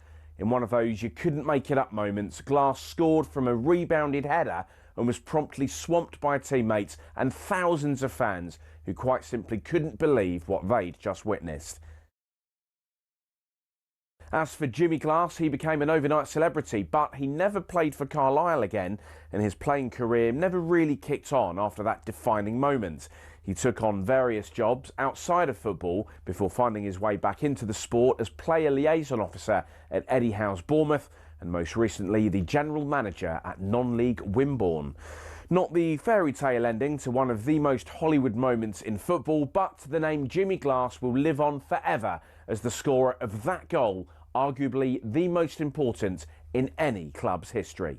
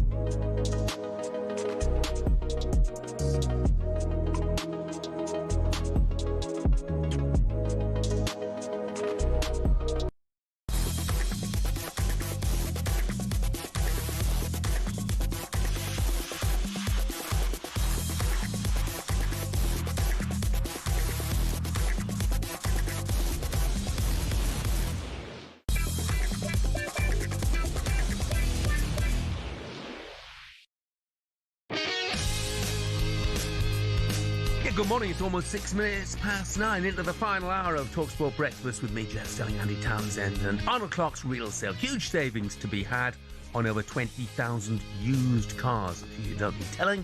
But tonight, Arsenal host Villa in a clash that could help shape the title race. And talkSPORT is the only place to listen on national radio.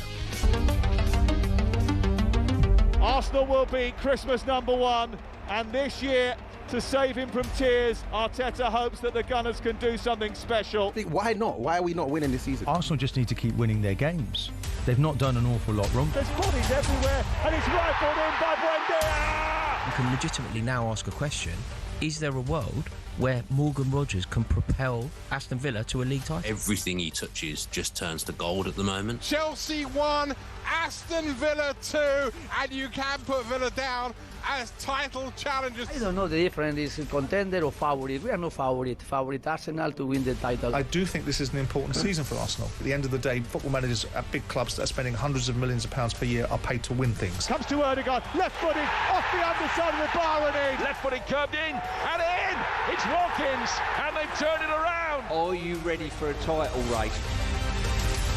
Well, that's what we have. We have a title race. The Gunners, top of the table, of course, looking over their shoulders at Manchester City and Aston Villa, who are on that incredible 11-game winning streak. Ahead of the match, Villa manager Unai Emery, not surprisingly, says he expects his side to be in for their toughest test of the season. Or very difficult. The most difficult maybe challenge we can face, of course, how they are building the team progressively each year is really being better and better and stronger and stronger. And away is always a little bit more difficult than at home. For them as well is very important because I think 3 weeks ago we beat them and they usually will want to try to show their power against us. Joining us now to look ahead to this mouth-watering contest, former Arsenal captain, former Aston Villa manager as well, foot in either camp, David O'Leary. Morning, David. Morning, Dave. Morning, both of you. Look, David, I mean, obviously, Aston Villa go into this game on this phenomenal winning streak, 11 on the bounce. The last 4 away games, they've fallen behind and come back and won the games. They must go into this match feeling almost invincible. Well, of course, Jeff. They've got a really top-class coach and a really good football team, and he can maximise that. And I think the way they grinded it out against Chelsea in the last match away, Chelsea's a tough place. I thought they outplayed them. So Chelsea were them further ahead than what they were, and the institutions changed the game, and really it was a tremendous. Really, Unai knew that.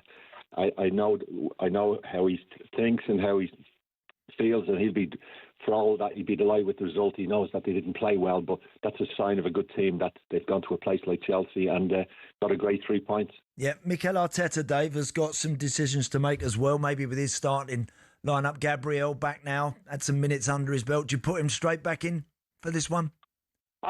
Yes, I think he will. I'll be very surprised if he doesn't start the game. It has been over the last maybe 6 weeks mix and match about getting players to fill in. A lot of injuries. Declan Rice, who can play most places, did a fantastic job at right back.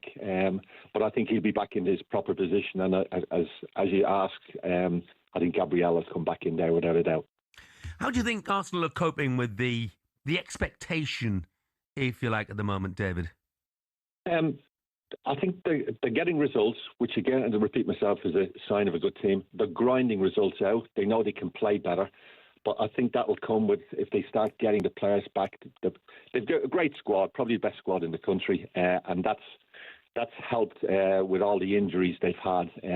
But I think when they start getting back the 11 they really want to put out there, the strongest 11, I think you'll see a better Arsenal team. But at the moment, the league is won by, in many ways, you grind out results, and that's what they've been doing. Yeah. And what have you made of Gyökeres, David? And what more can Mikel Arteta as well, in particular, and his teammates? What more can they do to get him firing? I think Gyökeres, I seen him play at Coventry, and he caught my eye. I don't see an unbelievable different player than since he's come back from Portugal to Arsenal. I think at times Arsenal can help him more by he loves the ball in behind. He loves the ball to be crossed into the box. That's his strength. I think at times Arsenal mightn't do that as much as that he likes. And to help him, I think that's what that's how he'll improve. I think Arsenal have always lacked a number 9 and a focal point, and he's given them that. He was playing well up to the injury he got at Burnley, and I think he's starting now to come back to get to some sort of form like he was. Can he do better? Yes, and I'd expect him to do better without a doubt. I mean, look, as far as Villa fans are concerned, David. I mean, they'd have bitten your hand off to be where they are now. They're 10 points clear of 5th and 6th, so absolutely destined for a Champions League place at the very, very worst. But in terms of the title, are you worried about the thinness of their squad, especially bearing in mind, they've had 2 away games in quick succession and they're without Matty Cash and Boubacar Kamara, both suspended tonight? Jeff, that's the negative for me. I think for me, it's between Arsenal and Man City when it comes to the very end of the season. I think the only negative for me is a really top team, a top coach, but their squad compared to the City and the Arsenal. And I think that's what will count at the very end. Yeah. No, interesting. It is, Dave. Dave, quick question. Who's the better goalie, Martinez or David Raya? Jeez, what a question to ask me so early. Do you know what? I was absolutely fuming when they let Martinez go. But I think on form, David Raya is the best goalkeeper at the moment in the Premier League. Right, wow. But Martinez, tremendous goalkeeper, loves the big occasion. Yeah. Love coming back and playing at Arsenal, can handle it unbelievably. And I really, as a centre-half, I wouldn't mind having either of them behind me, looking after me and cover me and get me out of jail. Very true. Like many of the great goalkeepers I did play with. But I'd have to say, at the moment, this season, I don't think they can be any better than David Raya. Brilliant. Hey, David, you didn't need getting out of jail very often. Thanks for joining us, mate. Thanks, Happy Dave. New Year to you. Happy New Year to you both. Stay safe. You too, David. You too. Where would you? That is a good question about the goal, isn't it? Yeah, it is. And I'm going to ask you. Yeah, I'd go Martinez. Would you? Yeah, I would. I think he's Villa's. I think Jeff Martinez is Villa's best player. Yeah. And I'll tell you what, there have not been that many Premier League teams, I think, over the years that you'd say that about. And Villa have got some very, very, very, very good players, real solid and playing excellently and consistently. But I think the goalie is their best player. Yeah, I mean, David Raya, brilliant shot stopper. I mean, absolutely fantastic. A lot of Premier League goalkeepers are, but he certainly is. Martinez, I think, dominates his area a bit more now, and that's coming off the back of it was a scruffy scruffy doing one. That against Chelsea. Scruffy but goal, generally dominates his area, a little bit more, I think. So, I not much in it, is there?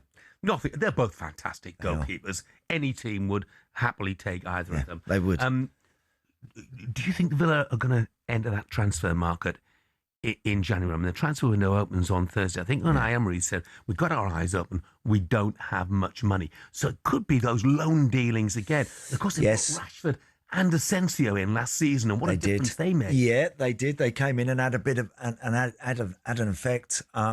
It's going to be more of that sort of, more of the same, I think, Jeff. It's going to have to be that sort of thing. And I would imagine for most clubs, managers, sporting directors, this time of the year, end of November, you're thinking you're going to be doing, or you're thinking you're going to be going down a certain road. All of a sudden, 6 great results later, and now the picture changes. Do we now gamble? Do we now potentially? Are we going to be a bit bolder, braver, and spend a few extra quid?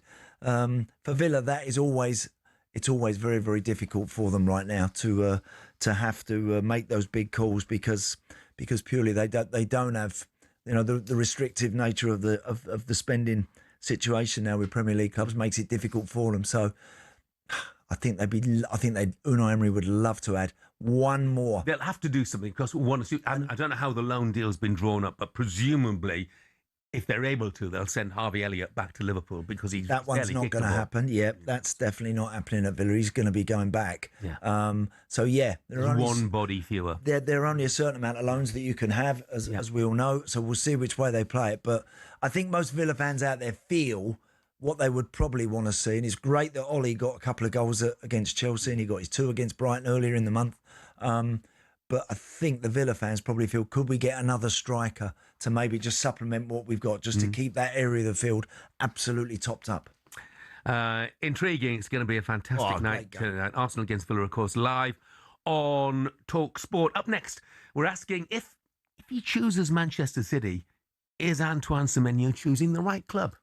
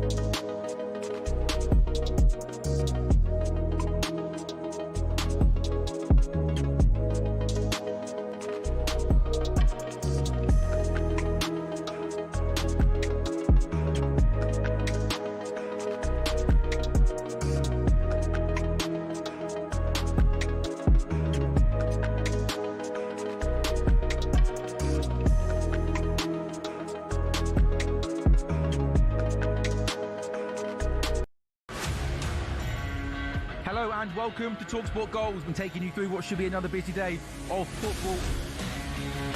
Chance to win it! We don't need to do that, guys. I'm going to owe you an apology. How would you get to that conclusion? That's a weak mentality. Oh, get out of it.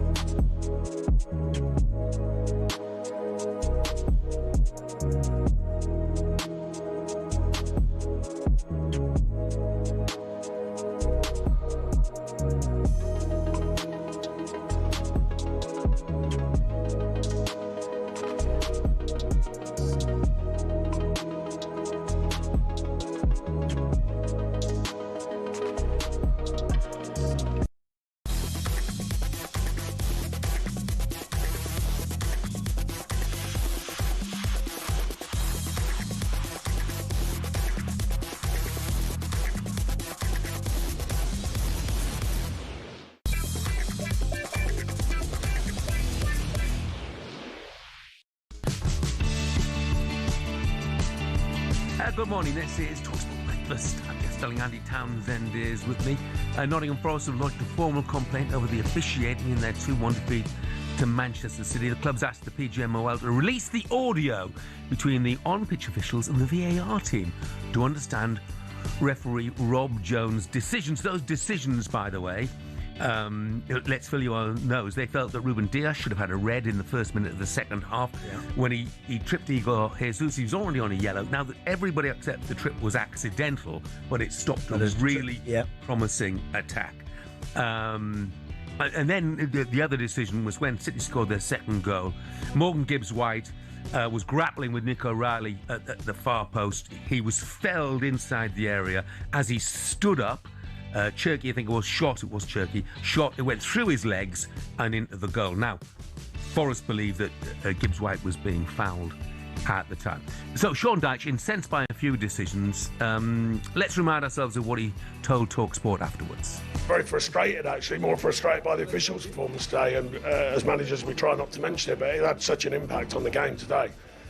Because the players have given a real shift tactically, the energy and the commitment to the cause, but also some of the quality today when we can play, because it's hard against these sides. You know, I'd love to think that you get parity, but I said to the fourth all the way through the game, as long as we get parity, no problem. But guess what? Morgan Gibbs-White is clearly pushed to the floor. VAR, apparently, I don't know whether they don't see it, whatever they're giving it for. I've already asked for the report because I cannot fathom VAR at the minute. I'm sure lots of us can't. It's clearly obvious Morgan Gibbs-White gets pushed to the floor for no reason at all. So now that's a keeper. Do you think they give a foul? Of course they give a foul.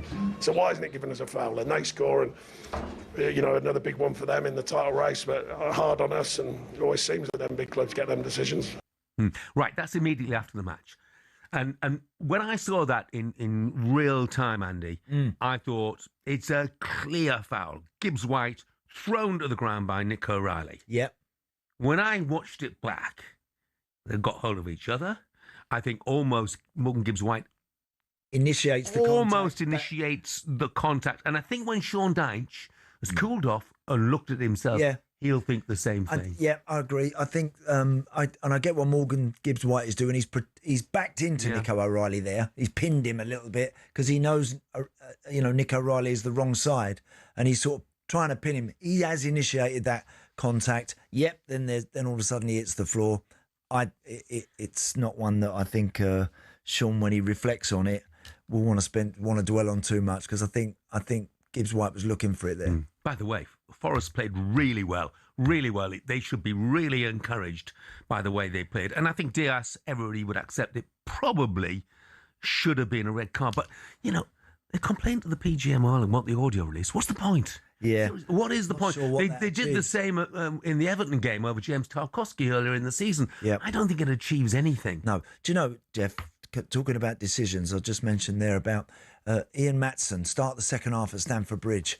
I think it was still 1-0. I'm pretty sure it was. Chelsea was still in front. Still one up, Jeff, weren't they? And start the second half, there was a ball switch from Chelsea's left to the far post. Ian Maatson obviously has got his eyes on Pedro Neto, trying to keep an eye. He's got his arms out. It hits his arm. The ball has travelled 45 yards from the other side of the field. And I could hear the VAR guys in my cans, in the earphones, saying, no, his arms were in a natural position. It's like, the ball's travelled 45 yards. Yeah, and his arm was outstretched at his side. There was no doubt. I thought that was an absolute stick-on penalty. I really did. And yet they're seeing something very different. Oh, well, hello, this is VAR. Yeah. You know, they see things that are totally different to the ordinary fan. And I still question, I mentioned it yesterday, I still question the need to look at every single goal that is scored. If a goal is scored and there's no protest and it looks absolutely clear-cut, get on with it. Get on with it. Let's not have VAR examining minutely to try and find a way to prevent goals. Well, and the biggest indicator of that, Jeff, is that players are reluctant now to run away and celebrate what is actually the reason why we're all there, to see goals and to see great moments and to see players absolutely, enjoying it with their fans when they've scored a goal. They're reluctant to run off now and celebrate until they're looking over all the shoulders, looking at the bench, looking at this, looking at that, waiting for someone to tell them the goal's okay. And that's something fundamentally wrong there with that. Yeah, I think. Antoine Semenyo, good player. Release clause at Bournemouth. Looks certain that he's going to move on. And all the talk, his representatives were apparently in Manchester seeing City officials yesterday.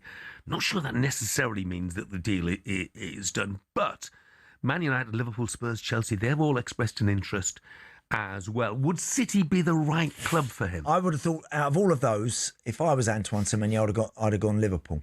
Yeah, me too. I think they've got some good younger players now, the Ekitikes and the Gakpos and these boys in those forward positions.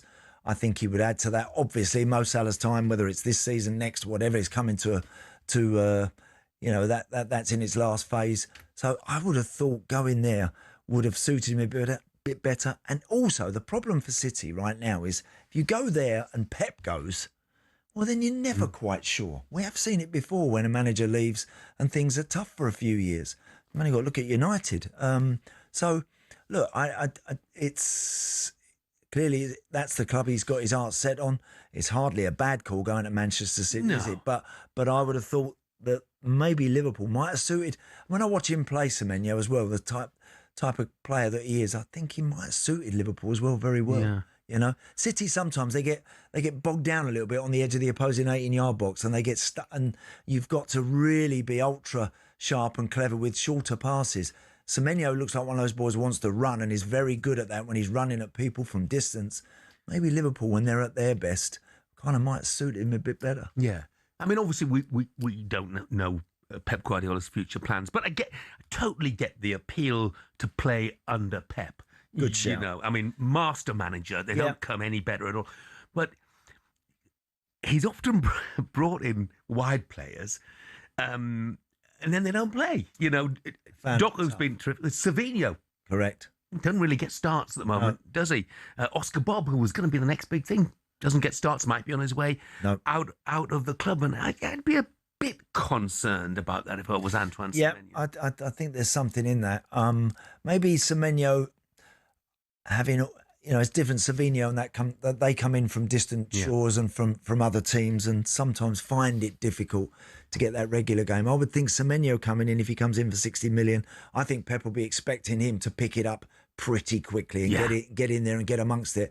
And I think that's what any new signing wants to do, Jeff. It drives me mad when I see new signings coming in and people saying, oh, he doesn't quite understand it yet and he hasn't quite got understanding exactly what we're trying to do. Hold on a minute. Just so Semenyo, that's not a problem for him. Put him in there and let him get on with it. I think he's a really, really exciting player. And he'd be a welcome addition at City if he can find his form. And look, if he's got the self-belief that he can go there and play on a regular basis, then good for him. Yeah, good for him. Definitely. Up next, we'll speak live to the World Darts Championship contender Justin Hudd, who, listen to this, packed up his job as a hotel porter to chase the dream of Ali Pali glory.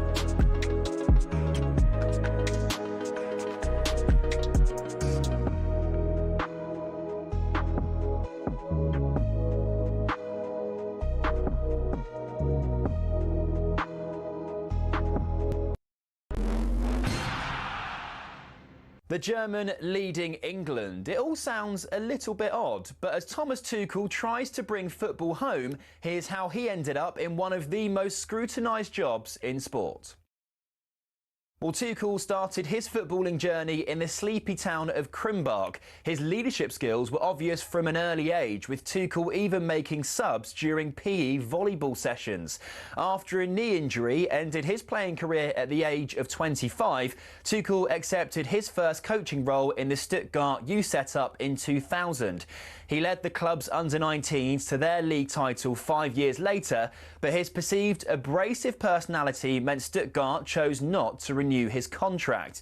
He went on to spend 5 years at the helm at Mainz before leaving the club for Dortmund. And there, Tuchel secured his first major trophy, the German Cup, in 2017.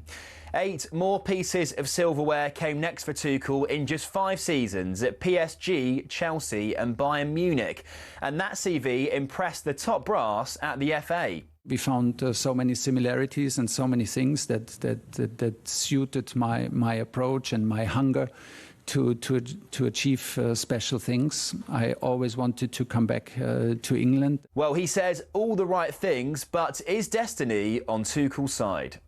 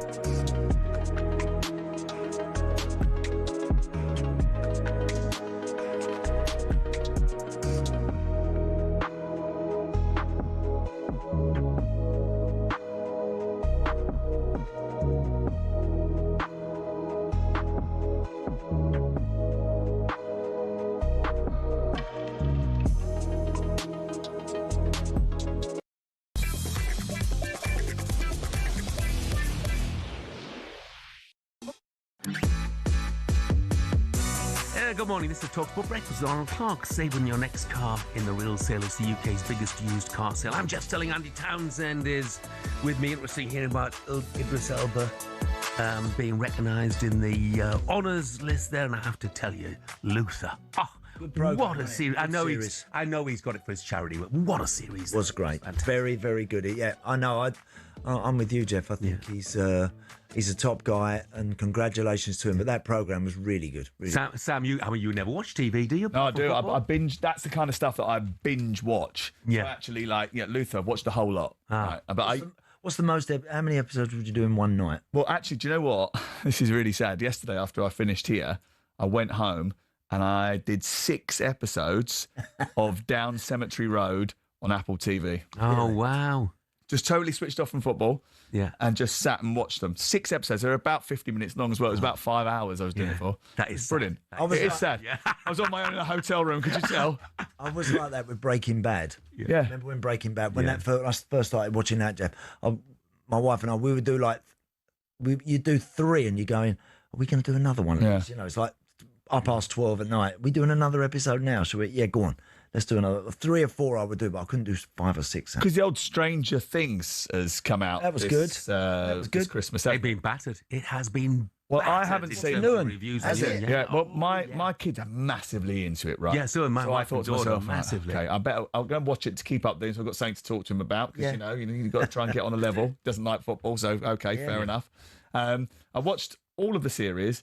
I thought it was so ridiculous. It was unreal. Yeah. And then this new series came out. The only thing I do like about it is the 80s sort of retro culture. Because it's all set in like 84, 85, good sounds or whatever. But he set up after they released the new batch and watched like 3 episodes in a row. Yeah, I know. They're like 2 hours long each episode. It's crazy. Yeah, my wife and daughter just disappeared into another room and came out about 4 hours later. That's basically, I've been watching the first 2 episodes. Anyway, so you're here with Crookie at 10 then, Sam. What do you got? Yes, well, we've got obviously going to talk about Luke Littler last night and his post-match comments and whether or not it was advised or whether or not actually he's a bit sort of guilty, or not, he's a bit guilty, or we're a bit guilty of just finding a way to bring him down. He's 18 years of age. He's absolutely brilliant. Why can't we just enjoy the talent? Yeah. I think, Sam, he's probably just reacted a little bit. Might not have been used to that. First time it's probably happened to him. I think when someone's giving you a bit of grief, the best thing, just put your hand behind, cup your ears. Which is the other night what Steve Hurrell did when he was in a real tense match with Stephen Bunting. Yeah. And he just sort of like played it down and was giving it a bit back to the crowd and then went and did his job. Whereas I think Luke's 18 years of age. Yeah. I think it's a bit of a different environment to football as well. Yeah. In that you don't have a press officer coming over and grabbing you and saying to you, true. Don't say this, don't say that, and whatever. Yeah. And he goes straight up to a microphone. First thing that comes off the top of his head, and all of a sudden he's landed himself into a bit of hot water. Yeah. But mentioning the money was that's where someone needs to say, look, don't go down that road. Yeah. Don't go down that road. Start saying you're putting the money in my back pocket. Cheers for that. So we'll do a bit of that, and obviously we're going to talk about Arsenal against Aston Villa, which you're going to tonight. Yeah, I'm going to tonight. It's live on talkSPORT. Yeah. Kicks off at 8:15. What are you thinking? What are you thinking? Do you know what? I actually think Arsenal will win it, and I'll tell you why. Because I thought the game that we went to, because I think you were there as well, weren't you, for the Aston Villa Arsenal game the other way around? Yes. Saw you afterwards. It was won by tight margins. Very tight, and very fine margins. I thought it was a brilliant football match. But no Matty Cash today. Yeah. No Boubacar Kamara. Big miss. Jeff said the same. I think it makes a massive difference. And I think that Arsenal, knowing the situation, there's just a little bit about Arsenal mentality-wise. I think they'll just take it. But don't write off Aston Villa because they've been fantastic. Can't. No, it might make enough of a difference. Yeah. I think that's the thing. Brilliant, Sam. Thank you very much indeed. Nice to see you. You too. Greetings of the season to you both. Absolutely. Matterface and Crook from 10. Right, it's time now for a bit of this.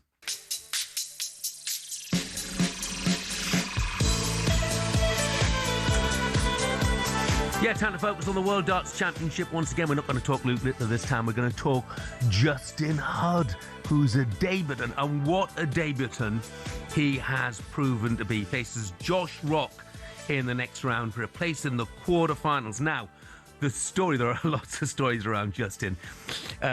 He quit his job. He'd worked in a warehouse and then as a night porter, and he quit his job and he gambled a lot by going to qualifying school in Milton Keynes last November. And boy, has it paid dividends. And I'm delighted to say Justin joins us now. Morning, Justin. Hello. Hello, Justin. How are you doing? Ooh, sounds of silence. Yeah. Hey, Justin, can you hear us?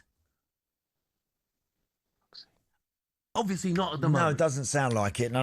Tell you what a decision to gamble everything effectively. Yep. Gamble your job. To give your job on up, making the grade. To walk away into a sport now, as we mentioned earlier, that's become so competitive and there's so many top players out there. And whilst the money in darts now has gone forward, tenfold, it's still a big call, Jeff, isn't it? It's a massive call to walk out your job and say, I'm gonna go and have a go at that now. But full marks to him for doing it. He's clearly making a big success of it. If he gets through the next round, Jeff, as well, it's like apparently significant money difference. So things are looking very good. Let's try Justin again. Justin, good morning. Can you hear us? Hello, I can hear you. Excellent. So look, how big a decision was that to quit your job and try and make the grade as a darts player? Yeah, it was a big one at the time, but it's all paid off, so happy days. It has paid off big time, hasn't it? Yeah. Happy days. By the way, I read your nicknames, Happy Feet. What's that about? Yes, yeah. When I was playing county, I didn't have my black shoes, so I had to borrow my mate's who's got size 13. Obviously, I'm quite little, so when I went up to the hockey, it looked like flippers. Brilliant. Yeah, and your game at the moment, Justin, you're looking very, very good. You happy with where you are right now and feel like you're in top gear? I wouldn't say in top gear. I'm playing well, but there's still a lot more in there, and hopefully it'll come out later on this afternoon. Yeah. Have you surprised yourself at all? No. Oh, well. Never surprised myself. Good I know lad. what I can do out there, and I'm playing well, but I can play better. Yeah. I mean, you know, you put Ryan Michael away very comprehensively. Yeah. I felt comfortable in that game. I was a bit ill at the end, but managed to get through it, thankfully. And You were ill? Yeah, no, can't complain. Yeah, what was wrong when you say you were ill? I just full of cold and flu the last couple of days, but just a bit run down. And what about Josh Rock? What about that for you, Justin? What are you thinking? Just do what I've always done, go out there and treat them all the same. If I play well, I win. If I don't, still get chances, just got to take them. Brilliant. Now, look, you made plenty of headlines during the course of the championship so far, not least that if you win enough, maybe with Luke Humphries, you want to open a Chinese restaurant. So, obviously a big Chinese food. What's your favourite Chinese food? Oh, it's unbelievable, Jeff, what you're here. To be fair, I just get a bit of everything on the menu. Yeah. Like, you got to start with curry, get chow mein, some ribs, get the missus some. She doesn't like it that much, so I'll have that the next day. Brilliant. Crispy aromatic duck, mate. You can't beat it. It is the best food in the world. We had a nice big one last night to celebrate. Did you? Oh, brilliant. Yeah. Hopefully we're doing another one later. Yeah. Now, look, does Luke Humphries know he might be opening a Chinese restaurant with you? Yeah, he's the one that brought it up. I was chatting to him at the Pro Tours about stuff and that, and he said he's seen my interview when I played at Modus and said about it. And he was looking to buy in. Brilliant. Justin, can I ask you, look, have you dared to dream a little bit here? You're doing great and listen, clearly doing playing very, very well. But have you ever, when you shut your eyes, seen yourself winning this competition? Yeah, see, I back myself to win everything. Obviously, it doesn't work like that. Everyone up here is world class, but I just got to keep doing what I'm doing and that, and I'll take it all in my stride. Won't change who I am. And it's fun up there on that stage. Got everyone chanting for you, and that is amazing experience. Yeah. Is it everything you imagined then, Justin, up there, the atmosphere and the such like? Yeah. I didn't realise it'd be so loud in there, and obviously the heat on stage is something I've never experienced, but just worried about getting a suntan on the top of my head. That's where my hair at. And what's, Justin, just find it, what's the relationship like between you and all the other guys? I mean, look, because there's been, Van Gerwen's been saying this and that about various people, and we've seen one or two others in more recent years sort of falling out with each other, getting a bit niggly. What's it like, that sort of vibe between you all? I get on with everyone. A lot of the others like to have a few little digs and that, get in the opponent's head. I'll just go out there and I'll just have a laugh with everyone and play the game. Brilliant. Good for you, pal. Hey, well, it's been unbelievable, Justin. So, look, good luck to you this afternoon, mate. Thanks for taking the time to join us. No problem. Thank you, guys. Take care, pal. Brilliant. Yeah, very good. Nice character. What a good character. And actually got absolutely the right attitude. Just rock up there, get out there and just go for it. And then soaking in the atmosphere, a lot of self-belief. Yeah, absolutely. Bit of aromatic duck about midnight. Yeah, can't be bad. Well, when we first used to get crispy aromatic duck, my kids were very young, and they thought it was called crispy automatic duck. It's brilliant. You do love a spot of that. Oh yeah, for sure. But hey, Josh Rock. He's a tough opponent. Is he? Yeah. Tough opponent. He's in really good nick. He's Irish. I think he's about 11 in the world, something like that. So that'll be a tough opponent, but you can hear the confidence from Justin there. So good game. Be well worth watching. Watch, absolutely. You can hear how they get on talkSPORT 2. Of course, it is your home of the darts. Up next, we'll be asking whether a manager should ever take or even ask for tactical advice from their players.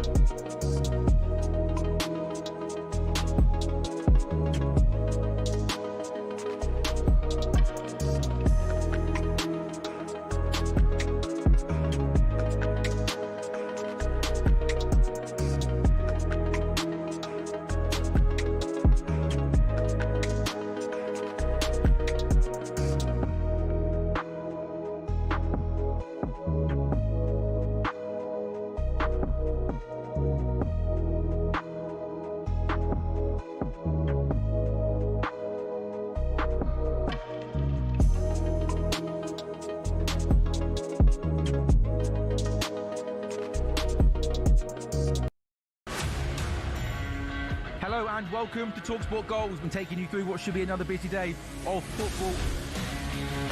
Chance to win it! Oh! We don't need to do that, guys. I'm going to owe you an apology. How would you get to that conclusion? That's a weak mentality. Oh, get out of it.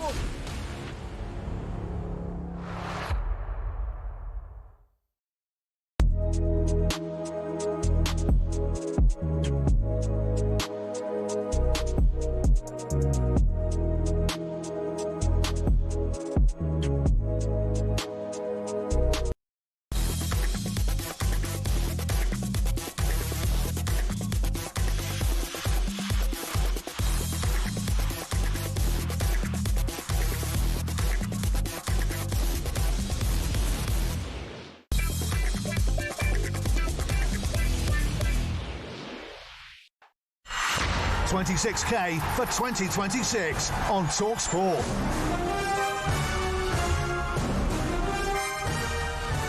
Good morning. It's very nearly 9:49 on talkSPORT Breakfast with me, Jeff Stelling and Andy Townsend. talkSPORT are giving you the chance to win £26,000 in 2026. Head to talksport.com/win to find out how to enter. For your chance to win, just text WIN, that's the word, to 83338. Text costs £2.50 plus your standard network rate, or call 0343 423 9761. Lines close at 12 p.m. on January the 9th. That's when you need to answer your phone if it rings. UK residents only 18 plus. This is a network promotion. Full T's and C's apply. You can hear about them at talksport.com/win. So for your chance to win that 26 grand, text the word WIN to 83338. Do it now if you possibly can. And the best of luck to you.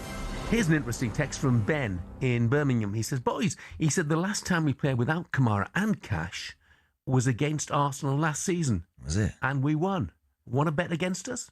It's interesting though, isn't it? Well, it is interesting. And again, it's going to be fascinating when them team sheets come through exactly which way Unai Emery goes about filling in for those guys. As I mentioned earlier, I think Lamaro Bogard is a very versatile player, and he's an important player to that Villa squad, Jeff, because he can play as a holder in the middle of the park, as he often does, for 20 minutes, half an hour at the end of a game, but he most certainly can go in as a right back as well. I think he had a spell there second half against Basel when I was watching that game earlier this season. He is he's very much part of it now, and so he's had plenty of minutes. So I think if he does start in the right back position, then I think the coach will feel that he can handle it, he can cope. Yeah. Couple of texts. Craig says, can you give a shout out to Dorchester Football Club? Put together a walking football tournament yesterday in aid of prostate cancer. 20 teams involved. Welton to Wimborne, who beat Dorchester in the final. And the text here said, Justin Hood's a good player, but his brother Robin is better with the arrows. Thank you very much. Just a little bit of time left in the show, so let's have some of this.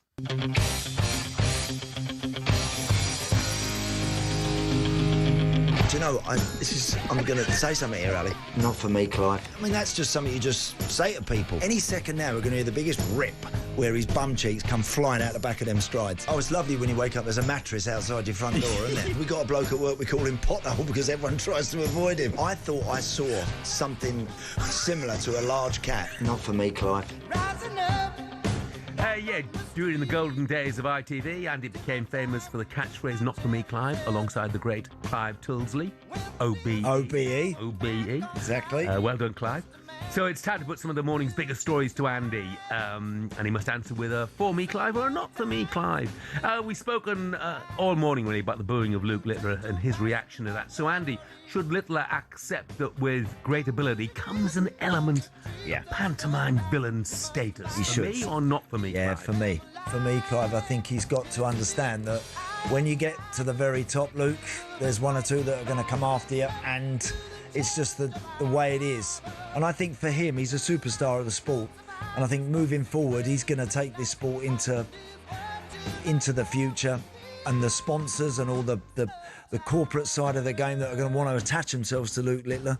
He just needs to make sure he doesn't spoil and prevent any of that from not happening in the future. So I think you have a laugh with the fans, but I think when you start mentioning money and about you're putting money in my back pocket, thanks for that. Got to be a bit careful, mate. Got to stick to the arrows. Just keep knocking them doubles out and finishing on a bullseye. Turn around and get your hands in the air, and everyone will love you. But don't start going down the road about money. Yeah. I think that's one thing that might alienate you from the mainstream. Text here, Littler did absolutely nothing wrong. The Boo Boys have got to take it back if they're going to dish it out. Yeah, that's true. They loved him last year. I don't think, Jeff, I think you're absolutely well within your rights to give a bit back. Of course you are. You're not just going to stand there and just take it morning, noon and night. But again, it's just how you do that and with what words. And I think, on reflection, I think Luke might realise that probably wasn't really what he should have said. Yeah. Unai Emery's encouraging the Aston Villa hierarchy to go big in the January window. Well, as big as they can. Obviously, there are limitations. Yeah. He thinks it would be the first step on the road to potential Champions League success. Champions League success. Could you see that happening for me or not for me, Clive? This season, sorry, not this season, but in the future. Well, look, it's very difficult. That is such a tough competition to win. The margins there of success and failure in that are so fine. But look, I'm just delighted to see Villa back where they are. So I would say not for me at the moment, but I think the longer and the more consistent Villa are in terms of playing in the Champions League, the better their opportunities will be and chances of going the distance. They are a really good team. They are a proper team. And I think that they've got a coach that manoeuvres and knows his way around these European competitions very, very well, doesn't he? Particularly the one they're in at the moment. They'll be favourites to win it, I would think, Villa, the Europa League. No doubt about that. But here's a question for you. Do you think this Villa side might be at their peak right now? Yes. And I do believe that the window to take that team to success and win some trophies, it's not there for forever. I do honestly feel that this Villa team are absolutely ready to win a trophy. There is no question in my mind about that. I've watched them too much and I can really see them doing that. However, if they don't do it this season, Jeff, then they might find that there will be some changes in the summer that just might alter that course in the future. So I think they've got to make the most of it right now. They're in the zone, and I think they're ready to win something this season for sure. Yeah. Ruben Amorim's joked that Bruno Fernandes may be trying to pinch his job given the amount of time that his captain has been spending on the training pitch in spite of injury. Yeah. I mean, Amorim having a bit of a giggle, of course, but should managers take tactical advice from their players, particularly captains? Yeah, I think most coaches, they wouldn't mind on the training ground if a player turns around and says, "Boss, what about if you throw something out there, fine." I don't think the coaches would like it if it was half time, Jeff. If it was half time and all of a sudden you started turning around your coach and telling him that what he's doing is wrong and we've set up the wrong way and don't play him there, play him over there. I think coaches would have a very different view of that. But on the training ground, I think you're always entitled to have your opinion and voice it. And listen, Bruno, again, he is trying to lead that club. He's not going to compare to leaders that they've had in previous guises, but at least he is trying to. I mean, most players, when they're injured, you're walking around the training ground, you're having a look, but you wouldn't stop and be part of what's the training session that's going on. Not if you're not fit and not part of it. So the fact that he's trying to do that, I think he's trying to set a different sort of example and trying to be positive in many, many ways. Can't knock him for that. But it's at half time, I think, when managers really earn their corn. When your coach comes in and says something at half time, and if he sees a player, screwing his face up or shaking his head, then that can be difficult. Yeah. When you're Ruben Amorim and you're in the situation that he's been in, you want all the allies you can get, don't you? Of course you do. And you certainly want your captain to be bang on side. Yes, you do. You want him as part of. You want him. You want that. The message that Ruben Amorim is trying to put across. You want your skipper kind of reiterating that and believing that. You don't want him questioning that. I think all the time. Now and again. Occasionally on the training ground, not an issue, but you don't want him doing that all the time because then they become a pain. Yeah. Yeah. Julian has texted, he says, pressure fully on the Gunners tonight. If they lose, they hand the title to Man City. Not so sure it's as clear-cut as that, Julian. And certainly Arsenal fans would be hoping their players aren't thinking that. Do you know, I've got a feeling we're in for another one of them finishes to this season, Jeff. Let's hope so. I've got a feeling we're going to be in for a real slog now between now and the end of the season. It's going to swing here and there, and it's going to go right to the wire. I can't see it any other way because Arsenal have been brilliant up to now, and now the questions are just being asked. We'll see tonight how they react against Villa. I'm expecting Arsenal to start the game in top gear, absolutely going for that. We'll see whether or not they've got enough about them to cope with that. It's going to be a great game, but yeah, I think the end of this season is going to be a very exciting one. Well, you'll be there tonight, I know, for Arsenal against Villa. It's live on talkSPORT, of course. While you're there and watching that, I'll be listening to Hartlepool away to Rochdale. The game that's being played at Accrington Stanley. Live radio commentary from Rob Law and one Robbie Stelling. So that's what my focus will be on. Andy, enjoyed your company, mate. Thank you, Jeff. Let's do it all again tomorrow morning, shall we? 6 a.m. for New Year's Eve breakfast. Join us then if you possibly can. Don't go anywhere. Up next, Sam Matterface and Alex Crook.